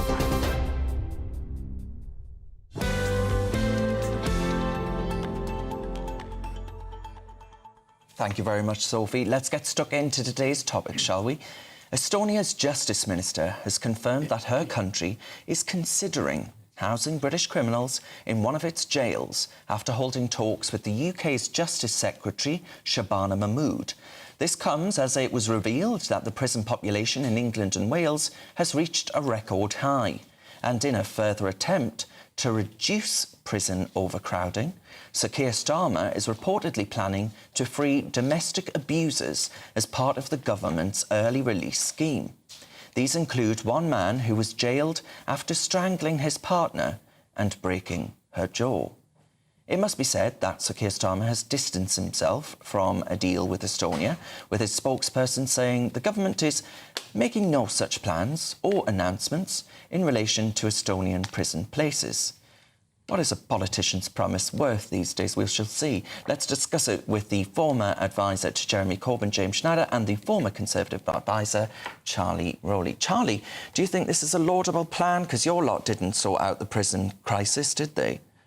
Well, I think you're right. Look, there are far too many prisoners occupying prison places where you need the capacity. So you need to increase your prison capacity, and that was something that the Tories failed to do. It's something that I haven't actually heard from the new government how they're going to increase prison capacity. I haven't heard much from the new government, to be honest. It's quiet as a church mouse, which is... So we wait with bated breath on that one. But look, in terms of Estonia, I think, look, if you have a number of foreign criminals that are in UK prisons that you can deport, either back to their own country or do bilateral deals, that might be something to free up prison capacity. 10,000 of them in British prisons. And I think that will be alarming. I don't think you'll ever get to a situation, frankly, for human rights abuses, and there'll always be a lawyer that can come up with something. If you're deporting, for example, a UK national to an Estonian foreign prison just to free up capacity in the UK, I don't think that's something that will ever get off the ground. But if it is a foreign national in a UK prison, having a bilateral deal where you can deport them maybe to serve the sentence in their own country or their country of origin, I don't think would be a bad move. But that's not something I don't think they've come to looking into. That might be their next plan. I mean, James, we find ourselves in a position where the Germans are saying, well, actually, I think there might be some merit to sending, at least for processing, some migrants to Rwanda.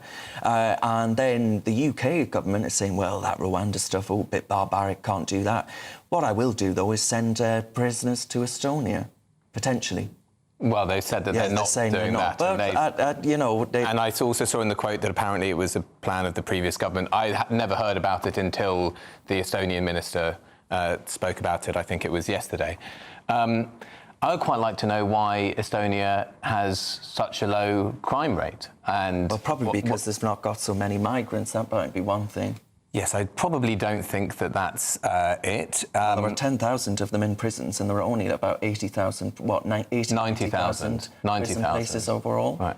So, anyway, I would be interested in looking at that. Clearly, on its own, it's just a sticking plaster if they were to do it. And I think that there are clearly people in the prison system who that's not the best place for them. But those don't seem to be the ones that are being released. I think there are people who have done victimless crimes like, drug possession or that sort of thing, who should, if you're looking at who you want to release, you should be releasing those people and not people early who have done violent crimes, for example, domestic violence crimes. And I think there are also non-custodial solutions to a whole number of crimes, particularly ones which are more to do with words than actions. So I think that we probably have the wrong priorities on this. OK. Charlie, the former Conservative Justice Secretary, Alex Chalk, said this morning that the justice system should not be locking up everyone we're cross with, as longer custodial sentences are very expensive for the taxpayer. Now, you know, we've mentioned the record high. It's 88,521 people on Friday, more than 1,000 within the past 4 weeks. Now, a lot of those banged up in the last 4 weeks will be those that took part in demonstrations, riots, and Sir Keir Starmer clamped down on them like you wouldn't believe. Now, is this Alex Chalk saying, actually, you know, I don't think we should be prioritising banging up a carer in her, you know, old twilight years for writing something on Facebook? Slap on the wrist might have done. Yeah, I think that's right. I mean, look, the problem with the prison system and the prison state as well is that I think it's reoccurring offenders. So you constantly have people going through the revolving door of the criminal justice system, people that, you know, should be rehabilitated in prison, come out, reoffend, end up going back inside. And, you know, for good reason, because these people clearly haven't been rehabilitated and they're clearly not safe and they're a threat to the public. That's why you are in prison. It is a punishment, but it's also because you are not someone that should be out on the streets of the UK. You are not safe. You are a threat to the public. That is why you are banged up in the first place. I think if you have obviously committed an offence, something that, you know, incited hate or incited some kind of violence, and you do find yourself in prison over the last 4 weeks because of the riots, you are probably not going to be someone, and you've never been to prison before, then you're probably, you know, you've obviously got a bit carried away during this particular episode. I think, obviously, a few days in prison... I mean, prison isn't nice. No. So I think a few days or a few weeks... Well, two fellas that were off to the bingo had one too many sherbets and came out and started shouting at the police, and they're banged up. And I think if they're in cells for, you know, 24, 48 hours, I think... For most of us, that would be, you know, enough. It would be hell. Exactly. So I think, you know, why they have got perhaps longer sentences, or they're probably, you know, the government are going to hold those sentences as tightly as possible to the length that's handed down to them, all the while, you know, still having an overcrowding prison population, whilst trying to see whether we can do deals with Estonia, all the while releasing prisoners early, which I know we'll come to later on. Well, James, do you think the likes of Jess Phillips, who's a junior minister in His Majesty's government, and she's very vocal on domestic violence issues and violence against women in general. Now, do you think there's a hypocrisy there for politicians like her when her own government are letting out people who have been found guilty of such crimes? I mean, I'd have to look at the details of each of the cases. I think she should continue to speak out on the issues of domestic violence. And as I said, I think that releasing these types of prisoners is wrong when there are people in there, especially for things like drug possession, which are victimless crimes.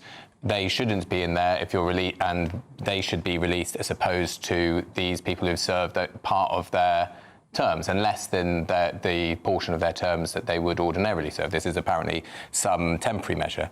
But we should also look into the more long-term things, because this isn't going to go away. And there were some proposals from the former head of the prison service recently, who you would have thought naturally would say, well, we need more prisons, and that's what we need. But actually he was calling for, instead of building more prisons, to redirect that investment into rehabilitation for exactly the reason that Charlie was saying, that you're getting people who are going through on small terms again and again, and then those build up. It's like an escalator. And on prevention, which has been stripped back dramatically. And I think, you know, if we're looking at this really in the round, that's the lesson that we should be taking from it, and we should be deciding policy going in that direction. All right. Is that what we need? Sort of, you know, more on rehabilitation and less on, you know, perhaps focusing on what we're doing with the prison system? Well, you definitely need, you know, well, people need to take responsibility, first of all. So whether it's sort of, you know, starts off with its truancy in the classroom, you need our schools to be, you know, you need teachers and head teachers to have the authority to sort of discipline kids, and, you know, parents need to take responsibility of their kids if they're falling into, you know, a bad set of ways, you know. But you know as well as I do, you can walk around the streets of London and feel unsafe, right? Because they just don't fear consequences. And we are a country without consequence. And that's why, and that's absolutely why the police... I don't know why you're laughing at me. I was deadly serious. I mean, I've never seen you so emotional. emotionally moved by that, because you're absolutely right. But that's what it goes. What it boils down to also is the police in our country. Now, of course, there are issues within the police. We hear about it all the time. Sometimes within the Met there are bad apples, and those people should never be in the police force in the first place. They should be absolutely sort of cast aside. But, you know, police need to be able to have the ability, without sort of fear or favour, going after the hardline criminals, whether on the streets of London, whether they're threatening people, whether they're mobbing your mobile phone. Including if they've got drugs. If they're in possession of drugs. James doesn't want us to clamp down on those with drugs. Of course, because, you know, if you're carrying drugs, that's a criminal offence. You should be sort of, you know, arrested and it should be confiscated, and you should have the full law sort of, you know, followed up upon you, because you can't then have, you know, for example, one of the problems that we have in our country is the county line gangs and recruiting young people that are ferrying these drugs from county to county. Very young people in Very young people, age 11, 12, 13, you know, we're talking... So that is something that absolutely needs to be sorted out. But who should be going to prison? Hardline criminals, obviously, not people who might have just said one or two things on Twitter. The police should be going after these hardened criminals, whether those who make threats on the streets or carrying drugs or committing violence against women and girls who shouldn't be released early. All of these things need to be addressed. But you do need prevention, you need rehabilitation, but also it serves as a punishment, it serves as a deterrent. But if you commit a crime, you should feel the force of the law, you should serve your time behind bars. All right, thank you very much. We'll leave that there. James and Charlie will come back to you. Now, folks, for all the best analysis and opinion on that story and more, you can go to the website, gbnews.com. You're with me, Darren Grimes, on GB News. Lots more coming up on the show. Now, the number of wealthy Britons looking to move abroad has risen sharply since Labour won the election in July. That's over fears that the Chancellor will raise taxes on the highest earners in her October budget. Why are we driving wealth away from Britain? All of that and more to come. You're with GB News, Britain's news channel.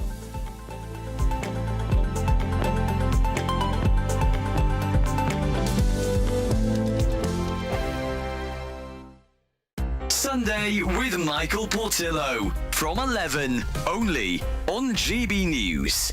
On Tuesday, the 3rd of September, at St Paul's Church in Wilton Place in London, a lucky few will sing highlights from Mozart's Don Giovanni in front of a paying audience with an orchestra and under the baton of Gary Matthewman, the conductor and artistic director of Brunswick Vocal Arts. Why is it important that young singers have this opportunity with an orchestra? There's a gauntlet, if you like, that I think lots of young singers have to run between finishing the relative comfort of their conservatory education and becoming firmly established as professional singers. Lots of the ones who show real verve and real promise and work really hard end up for a little bit too long being trapped in a kind of cycle of being the understudy. But some of them are ready to kind of go that extra mile and reach that next milestone. And we as a charity thought, well, what a lovely thing it would be to handpick some of these best young singers, give them intensive coaching on the role that they're going to perform, give them the chance to work with professional players for the first time, and crucially, have the thing professionally filmed and recorded.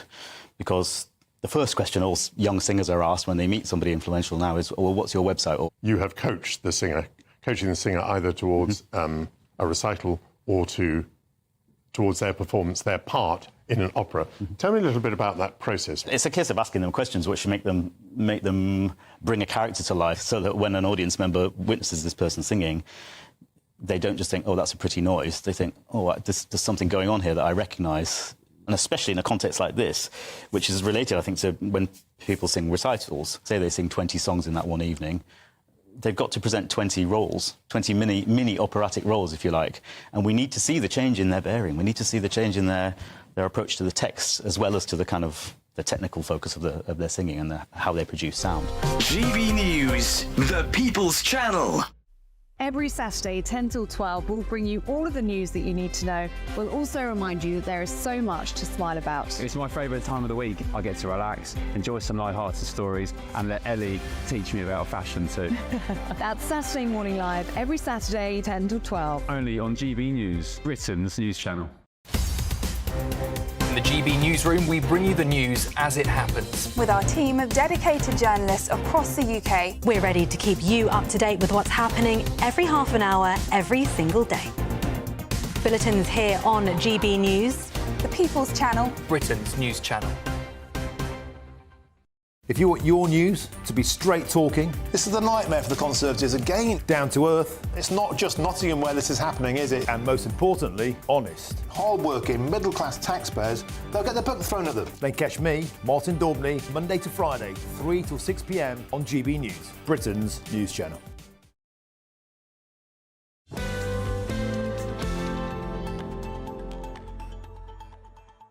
Welcome back to The Weekend with me, Darren Grimes. Lots of you have been sending in your thoughts. Brenda worries that actually Sir Keir Starmer, on his trip to Ireland, of course, is determined to rejoin the European Union. She says, fortunately, he has no mandate. We had 40 years of bureaucratic misery from a foreign power. It did not work then, and it would not work in the future. Starmer cannot be trusted, for he is an out-and-out Europhile. Well... And Colin says, James, drug possession is not a victimless crime. It funds violent criminal gangs who are involved in gang warfare. There are often victims of that, but then they also induct kids into this, such as County Line, and start them on a life of crime. That rhymed. Often forcing them to get involved. Well said, Colin. Colin? Okay. Darren Grimes rhymes about crime. Well done. And Sean says, well, it's S. Atkinson. I've just called you Sean. If you're not Sean, if you're Steve, I do apologise, Mr. Atkinson. Jess Phillips, what a hypocrite. It's OK to let loose a whole load of undocumented males into communities. A female family member had to report being followed and intimidated by a non-Western migrant in a local park. Avoiding facts like cultural differences means women are less safe. Now, gosh, there's so many comments. Thank you very much for getting them all in there. Now, well, George says, don't worry, 5 years is not a long time. When Reform get in, they'll dump the ECHR, and most of those illegals arriving here today will be flooding the Republic of Ireland. Well, don't know what that's going to do to poor Sinn Féin, is it? I say that with glee. No, I'm an impartial presenter, of course. Now, let me know your thoughts on all the stories we've been discussing, and you can visit the website gbnews.com/your say and join the conversation there, or you can message on us on our socials. We're at GB News. Now, the fear of rising taxes under Labour's new government is prompting a significant exodus of the UK's wealthy elite, with reports indicating that Britain could lose up to 9,500 millionaires this year. Many high-net-worth individuals are moving their wealth and residence abroad. The surge in inquiries for relocation services highlights growing concerns over potential tax hikes, particularly targeting non-DOMs and higher earners. This trend not only affects the country's affluent, but also the high-end property market, as uncertainty over taxation continues to impact investment decisions. Well, let's discuss this with our panel. Former advisor Jeremy Corbyn, James, it would be a turn for the books, Jeremy Corbyn sat here, James Schneider, and former Conservative advisor Charlie Rowley. James, I assume you're happier than a pig in muck. Who will think of the high-end property market? My goodness, what a terrible tragedy. Now, when we say that the wealthy are leaving Britain, it presents this kind of idea like they've got these sacks of money and they're taking the money away. The reason why people have wealth is either this is a non-dom, so that's we're talking about we are now going to tax their wealth which isn't in Britain, or we're talking about people who have assets here in Britain. They're not picking up and moving the houses that you own, the debt that you're paying, the assets that they hold in companies, in infrastructure, in factories and so on. Those things all stay here. Wealth, actual wealth, the real wealth which is in our country, is quite easy, is quite difficult to move. The people that own it can move, but the actual things are still going to be here. All right, Charlie, I mean, that's one view. My view would be that it's not just, you're not thinking about Lord Alan Sugar here, right, types like him. There's also actually doctors and nurses and all these other things that are saying, I could go to Australia, pay less in taxation and get higher wages. Why wouldn't I do that? It's not just all about squeezing the rich, and the rich also spend their money here as well. They buy things here, they invest here. And we're saying to those people, sling your ook. I think that's right. And the most fundamental point, I think, probably of difference that James and I might have is that I think the people that actually who acquire wealth in this country do so because they work hard. These are people who have worked hard all of their lives. They might have built up business from small shops to big supermarkets or whatever they've done. These people have worked incredibly hard. You want them, of course, then to employ somebody else, to invest in the company, to grow a company, to recruit, to train, to innovate. That's the whole point. That's where, as a free market society, as a capitalist society that generates that wealth, that redistributes that wealth, of course you want people... Doesn't redistribute it? Well, you want it to be distributed. So let's say, since 2008, the wealth, the total wealth in this country has risen by 58%, but not the wealth of the average person. Income pay is at the same level as it was. People's debts are higher. Fewer of us own our own homes. So what we have been seeing for the last 15 plus years is a system that extracts wealth out to the top and also out of the country into tax havens that these same people have. Now, what we are doing, and there should be much more of this, is to tax the assets that are here so that we can have a broader base of ownership of things, so that more people can own their own homes and more people can have some wealth. We're talking about two categories in this particular piece, right? One is non-doms. These are people who we've made it extraordinarily easy to be resident here and not pay taxes here. Yeah. And which has brought with it a large amount of corruption, as we have seen, a lot of money laundering, and a lot of other very dodgy things that have been going through London and the City of London, especially the high-end property market. Things that when you would see a story about it, you would think that's corruption, that's not the sort of thing, we don't want to be a butler to the world's super rich at all. Now, if a small portion of those are leaving because the rest are paying taxes, we are still getting more money in because they're paying taxes. The other category is people who are wealthy people who wish to not pay taxes. They wish to abandon Britain, unpatriotic, but they still own. The reason why they have wealth is because they're your landlord, because they have a share in the credit card company that you have credit in, that they have a share in the company that in this company, for example. So would you bring in capital controls to stop this happening, to stop them taking their money out? I mean, I don't... Personally, not the Labour Party. Well, I definitely don't speak for the for the Labour Party. I mean, I personally think that things were much better when there are certain forms of capital controls, and countries that have certain forms of capital controls is a good thing. But that's not what we're talking about here. We're talking about, for example, changing capital gains tax means that, for example, like we had when Thatcher was Prime Minister. Actually, Nigel Lawson, that red in tooth and claw socialist, brought it in, equalising the rate of tax that you pay if you earn money from going out to work, or if you earn money from not going out to work, from other people going out to work and you getting the wealth. Those should be taxed at the same level as a bare minimum. A lot of our viewers can remember what the economy was like back then. We were an absolute basket case. Well, you think that the British economy was an absolute basket case? Before he came in and actually did what he did, yes, it was. And we had capital controls back then. That's what you were harking back to. No, I was talking about when Nigel Lawson increased capital gains tax to the same level as income tax, which I assume you support, because it's a very sensible thing. Why should you have to go out to work? Well, no, and why should you pay a higher rate of tax than Rishi Sunak? Because capital gains tax is actually people making risks with investment. I don't think they should be paying high rates of tax on that. It's the income from it. Yes. So income, being rewarded income that they're getting. So you think that Nigel Lawson, when he brought that on the very sensible... You can keep saying that. He's long gone. I don't think he's going to chastise me.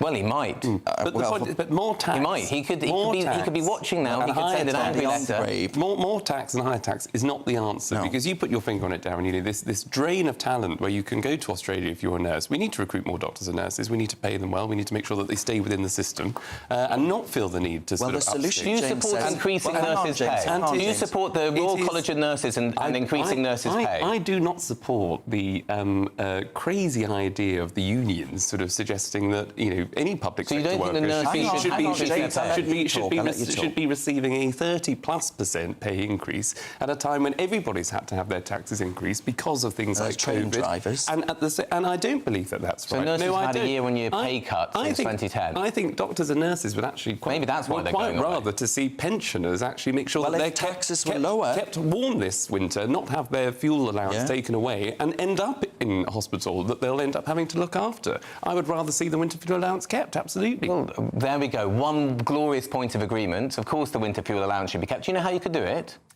Increase capital gains tax.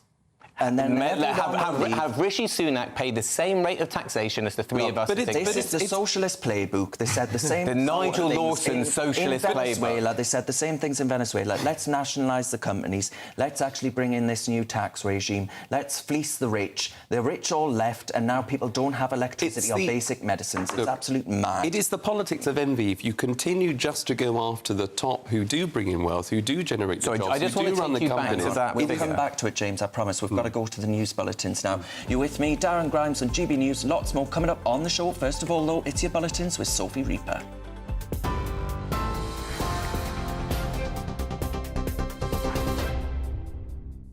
Thank you, Darren. Now it's time for your latest GB News headlines. Sir Keir Starmer has met with his Irish counterpart Simon Harris this afternoon as part of a commitment to reset relations between the UK and Ireland. They're now sitting down with business leaders from around the country, with trade across the Irish Sea expected to be top of the agenda, with that relationship worth an estimated €100 billion every year, as well as supporting thousands of jobs. This is what Sir Keir had to say about the relationship between the two countries. It's a pleasure to be here, to have this opportunity, which we will take, to renew the friendship between our countries. That reset, I think, can be meaningful, it can be deep. Of course, it covers the relationship between our two countries. Obviously, it has to cover the Good Friday Agreement, and I take very seriously our joint role in relation to that, and I've been very clear about that for many, many years, and renew that commitment here today, and the wider EU reset. The latest pro-Palestine march has set off through central London. The demonstration is the 18th organised by the Palestine Solidarity Campaign since October 2023. Let's take a look at some of the footage from the march.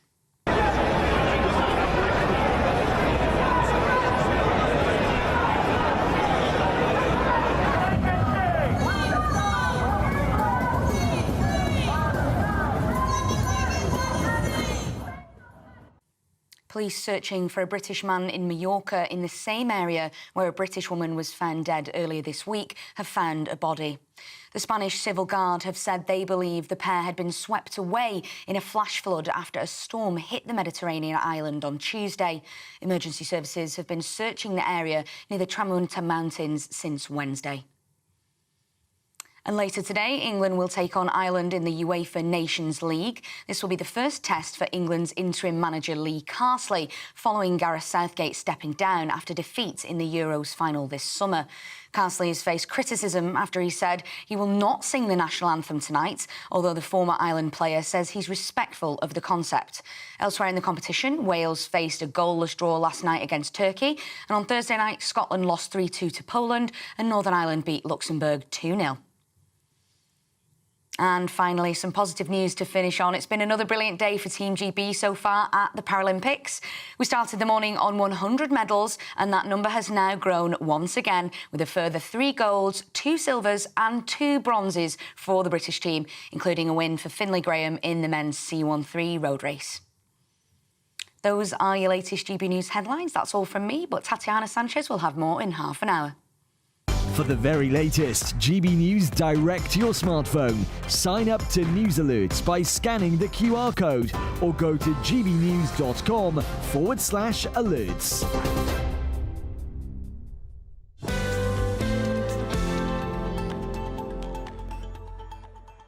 Thank you, Sophie. Now, folks, there's plenty more coming up on today's show. But before I tell you what we've got lined up for you, Nana Aquia has joined me in the studio. Nana, what have you got coming up in your show later on?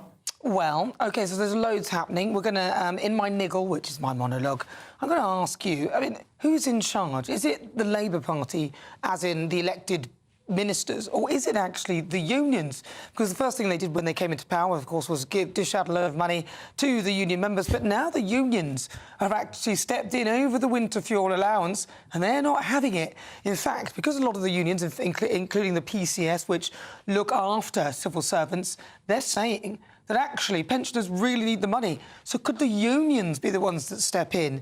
Then also Jazz Athwell.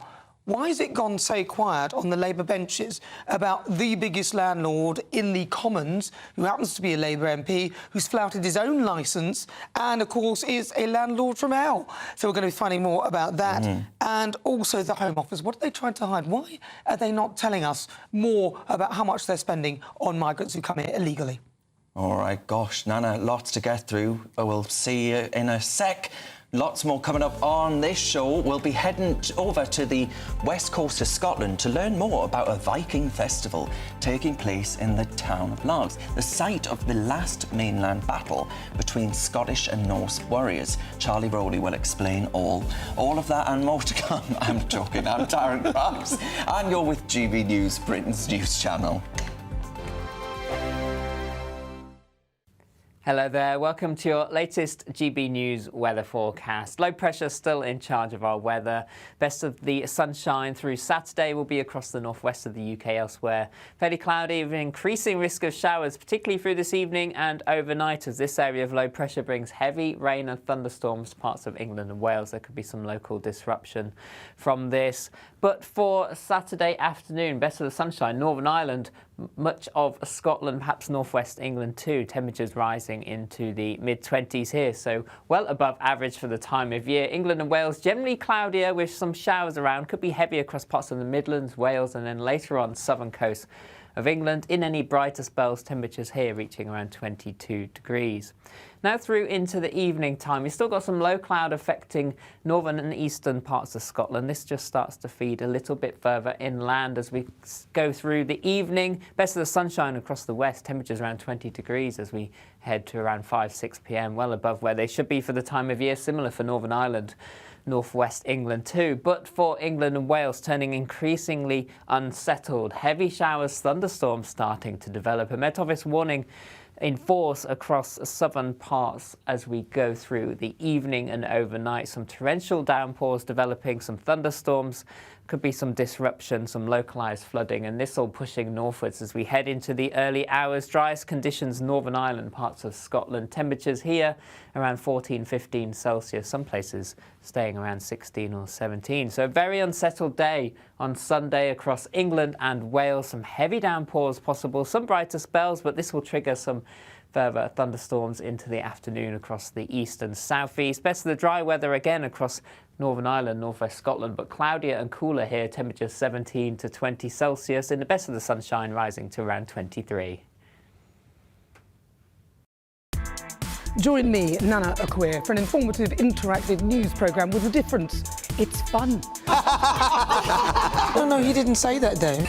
I'm so surprised. I think there's an element of truth to that. Join me from 3 p.m. every weekend, only on GB News, Britain's news channel.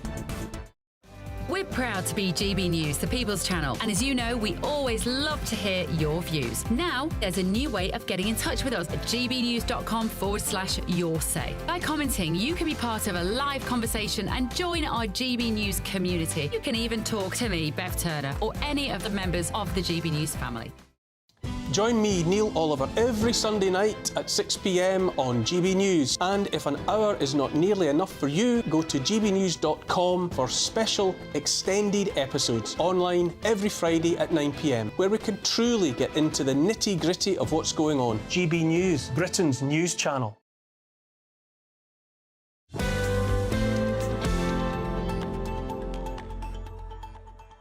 Welcome back to The Weekend with me, Darren Grimes. Now, we love talking about our nation's heritage here at GB News, and since 1980, Scotland's west coast town of Largs has been celebrating its historic victory in the Battle of Largs, the last mainland battle between the Scots and the Norse. The annual festival gives the public a glimpse into life in a 13th century Viking village. And there today is our Scotland reporter, Tony Maguire. Oh, gosh, Tony, it does look very realistic. Not you, to be clear. The background.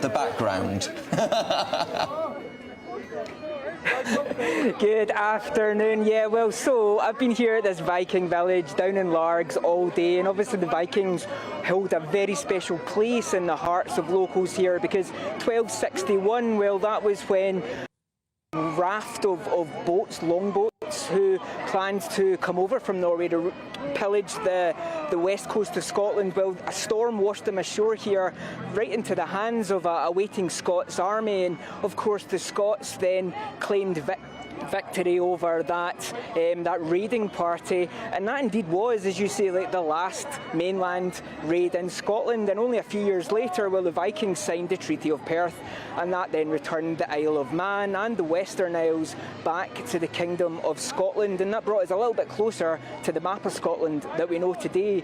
But back to today, here in Largs, we've got so much going on. We have lots of people bone carving, we've got people painting shields. Behind me, you can see the King of Scotland taking some of the kiddies one-on-one into the battle ring, and you can imagine that's something of a bit of a one-sided fight. The kids are absolutely slaughtering them. But all through the day here, I think this has been such a huge part of the culture of the west coast of Scotland, so much so that I'm down in the Scottish side, you know, talking to some of the living history actors, and unfortunately I might have said the wrong thing to the wrong person because I seem to have been somehow conscripted into the reenactment battle a little later. So before I get ready for battle, let me just hand you over to Douglas Blair. He's the chair of this year's Largs Viking Festival, to tell you a wee bit more about why this is so important to this part of Scotland. The time at which Scotland, the modern Scotland, really started to be forged, because once the Norse were defeated here, we then ended up ultimately with Orkney, Shetland, and if like the whole lands of Scotland down to the borders became the Kingdom of Scotland. Would Scotland have the same map it did today without the Vikings? If Scotland had been defeated by the Vikings, then the map of Scotland might be more than different. In fact, maybe there wouldn't be a Scotland, because thereafter we had the battles of independence, because we were attacked not only from the north and the east, if you like, across the North Sea, we were also attacked from the south as well. So yeah, Scotland, if you like, you could argue was forged in Largs. Oh, wow. So there you go. I never thought today might be my last day here at GB News, but if I don't make it back tonight, then we'll certainly know why. However, if I do make it back past tonight's reenactment, well, we've got the torchlight procession right up through the town, and then the final act of the evening, the fireworks and the burning of the huge Viking longship. It's going to be quite some end to this amazing festival that's been running here in the west coast of Scotland all this week. Well, Tony, I do hope you and your massive weapon are Ofcom compliant. Anyway, thank you very much, Tony. Now we're going to turn to the panel now. Again, I'm still joined by the former advisor to Jeremy Corbyn, James Schneider, and the former special advisor to Michael Gove, Charlie Rowley. Now, Charlie, you are an expert on the Battle of Largs, as I explained before the break. Could you let us know how important it is to the people of Scotland? Well, clearly very important, and you can see by the turnout there, you know, just how important it is in a yearly festival, which we had some debate in this studio, actually. I wouldn't want to take any... I mean, Tony's weapon looks so it could do some damage there, so I don't want to sort of contradict him too much, but we thought it was 1263 as opposed to 1261, yeah. So we've got 2 years to sort of debate over, which I think people will rather do without on a Saturday afternoon, but it's obviously a hugely interesting festival for the people that are there, including Tony, and I hope he comes back in one piece. It is one thing, James, that people feel a little bit reluctant to do now, talk about history. It's controversial, it's all culture wars, so it's quite nice to see a group of people taking part in a real war. Taking part in a real war. I hope Tony lives to tell the tale. I don't think people don't like talking about history. History's fabulous and interesting, and we can learn a huge amount from it, and that looks like a very nice day out for all the family, as long as, you know, no one gets bludgeoned to death or anything like that. No, these things are lovely. I remember when I was a kid, I went to Viking Jorvik in York and got taken around and had a lovely day, and I played their equivalent of chess for ages with some poor person who had to work there and play chess with annoying children, or whatever their game was with annoying children. All of this is good, rich tapestry of our country's life. Yes. No need to invite me out for the weekend if that's what you get up to. I think I'll pass. Yes, yeah. Well, we would just... someone can let us know in the comments. Are they all drinking mead up there? I don't know what they'll be drinking. Will there be alcohol, or am I showing my own wickedness by discussing such things? I'm sure they're focusing entirely on the history. And I think that's right. And it is to be a little bit serious about it, to preserve some of the history. Yes. And people that were taking parts in the crafting of jewellery and weapons, and obviously wearing what Tony was wearing. That's how people lived in the 13th century, and so it becomes important to preserve those things, including things like Stonehenge, and not have disruptors like those Just Stop Oil crackpots that feel the need to tear up and deface all of our history and all of our public buildings at any given opportunity, defacing it with orange-red paint. Those people can. Well, those people can Tony stay at home. knows it, he'll be covered in orange. Yes. Anyway, a huge thank you to my panel, former advisor to Jeremy Corbyn, James Schneider, and the former special advisor to Michael Gove, Charlie Rowley. Now, you're with me, Darren Grimes, on GB News. Lots more coming up on the show. Pop icon Sir Elton John has revealed that he had a severe eye infection that damaged his vision in one eye. However, he's reassured fans that he's slowly healing and is indeed still standing. All of that and more to come. You're with GB News, Britain's news channel.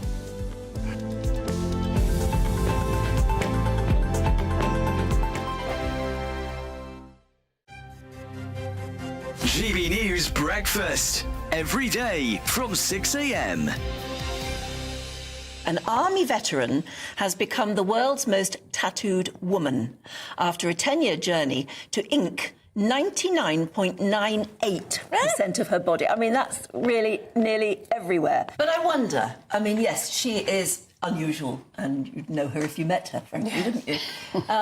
But are tattoos acceptable they're becoming more and more acceptable just amongst all of us, aren't they?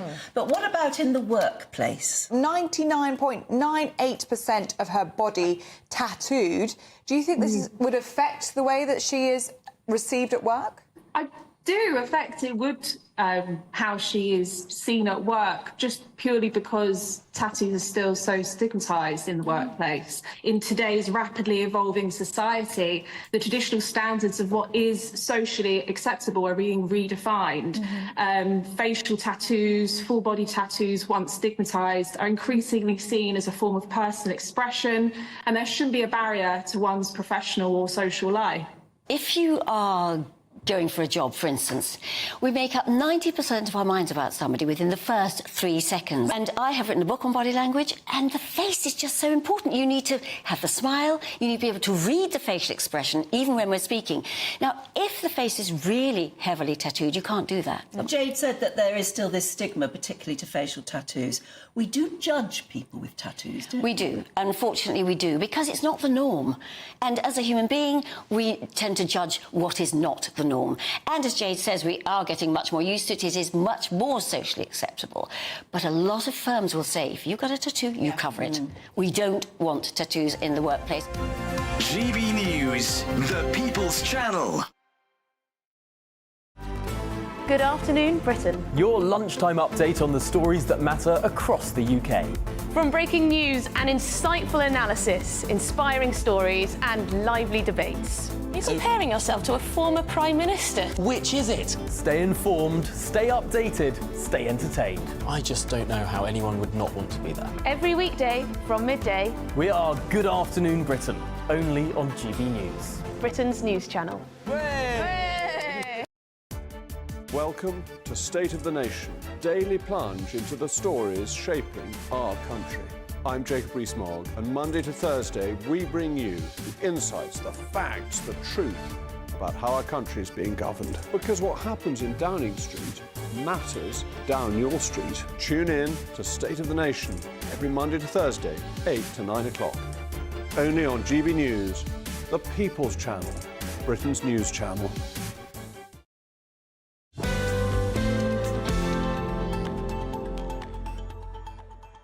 Welcome back to the weekend with me, Darren Grimes. Now, lots of you have been sending in your thoughts on everything that's going on over this show. Grumpy Grandad says it's great to see these traditional events like Largs. The way things are going, it won't be long before we see these events vanish completely, like all our traditions and culture. It's really sad to see our nation change so much just to keep others happy. Yes, let's keep reminding people of our history, rich as it is, and it looks marvellous. They're having a marvellous day out up there, and the weather looks lovely, actually. Right, let me know your thoughts on all the stories we've been discussing today. The link you need, gbnews.com/yoursay to join the conversation. Now, pop icon Sir Elton John has revealed he suffered from a severe eye infection that left him with limited vision in one eye. However, he was quick to reassure fans that he's on the mend and thanked the doctors that have been taking care of him. Meanwhile, Sir Ian McKellen has caused controversy by claiming the late Queen was rude to him on more than one occasion. He went as far as to say she was quite mad at the end. It's led to some to call for his knighthood to be stripped from him. Well, let's discuss those stories now with the brilliant showbiz reporter, Stephanie Tecchi. Stephanie, let's start with Elton, shall we? Yeah. The sub-star queen of pop. Oh, absolutely love him. And I last saw him perform at Glastonbury last year when he said that was going to be his final performance ever. And I think with Elton John, he's 77 years old. He's had a lot of ailments over the past few years. A lot of fans have been thinking, will he do one more tour? Will he get back out there? But following this disclosure this week, which he shared on Instagram, he says it's been quite a severe eye infection. He has limited eyesight through this one eye that's been impaired. And he said it is going to be a slow recovery. So for him at the moment, he's going to be taking it quite easy. I know in previous things, Sir Elton's been quite, honest about having leg problems and knee problems, but he's never mentioned his eye before. Do we know what's caused it? No, he hasn't mentioned it. And to be honest, I think it was quite nice of him actually to share it with the public, because we would have been none the wiser. It isn't like there's been rumours behind the scene, but I guess he wanted to keep his fans updated with his health battles. And by the sounds of it, it's quite serious. Yeah. Now, Sir Ian McKellen. Oof. Do you know, I used to really, really respect Sir Ian McKellen, but this has made me... It's just a very crass thing to do, is it not? Darren, it's very distasteful. He's obviously working the interview circuit at the moment because he has a new film coming out called The Critic. And in an interview with The Times, they clearly must have asked him how it must have been like him meeting the Queen, who made him a Companion of Honour, which is one of the highest accolades you can get from the royal family. And instead of keeping their conversation private, she said that she said to him, "You've been doing this for a very long time," which he took offence by, which is just a passing by comment. The Queen, the late Queen, has spent many times giving out these accolades. She has to think of something to say in those if you said that quick to the 2 Queen, minutes. you've been doing this a very long time, she wouldn't have been offended by that. No, not at all. And he said the way she shooed him off, he also had a problem. But he didn't stop there, Darren. He then went to go attack the King and said he comes across as quite a bit of a damaged soul, where he said he sides with Prince Harry, who was in a royal prison. And I just think, But then he said Prince Harry wasn't intelligent. No. And I just think with Sir Ian McKellen, he's maybe reached that age now where he feels like he can just be honest with his opinions, but he needs to understand he works in the theatre world. He's an actor. There's always the actors and the royals, sometimes in occasions at events, do cross paths. He had a fall recently, right? Yeah, he did. And did he bump his head? I think he did. Well... Because what he said is quite distasteful, especially as tomorrow is the 2-year anniversary of the Queen. So for him to be producing such a headline is very tactless. He said she went mad. Yeah, and I just think, who are you to say that? You knew nothing about the Queen, just in your short interactions. Yeah, and when Liz Truss met her as the last Prime Minister, she said that she was completely with it. I think he's clearly held on to some vengeance that he had towards the late Queen, but this is totally overshadowed him and the film he was trying to promote. It has, yeah. The Critic, it's called. Well, we don't want him to be a critic, thank you very much. Anyway, Stephanie Tecchi, thank you as ever. You've been with me, Darren Grimes, on GB News. I thank you very much for your company, but don't go anywhere, though. There's plenty more to come on GB News today. In a moment, it's Nana Aquia, and at 6 o'clock, I'm back with the Saturday 5. First of all, it's your weather with Greg Dewhurst. A brighter outlook with Box Solar, sponsors of weather on GB News. Hello there, welcome to your latest GB News weather forecast from the Met Office. It's turning increasingly unsettled yet again across England and Wales. Some heavy showers, some thunderstorms developing, and just turning a little chillier as well. Low pressure in charge of our weather at the moment, bringing this unsettled weather right through Saturday evening, overnight into Sunday as well. And that showery rain is also affecting coastal areas already this evening, but as we head into the early hours, it becomes more widespread across England and Wales and pushes northwards. Torrential downpours possible, and Met Office warning out for heavy rain, but dry across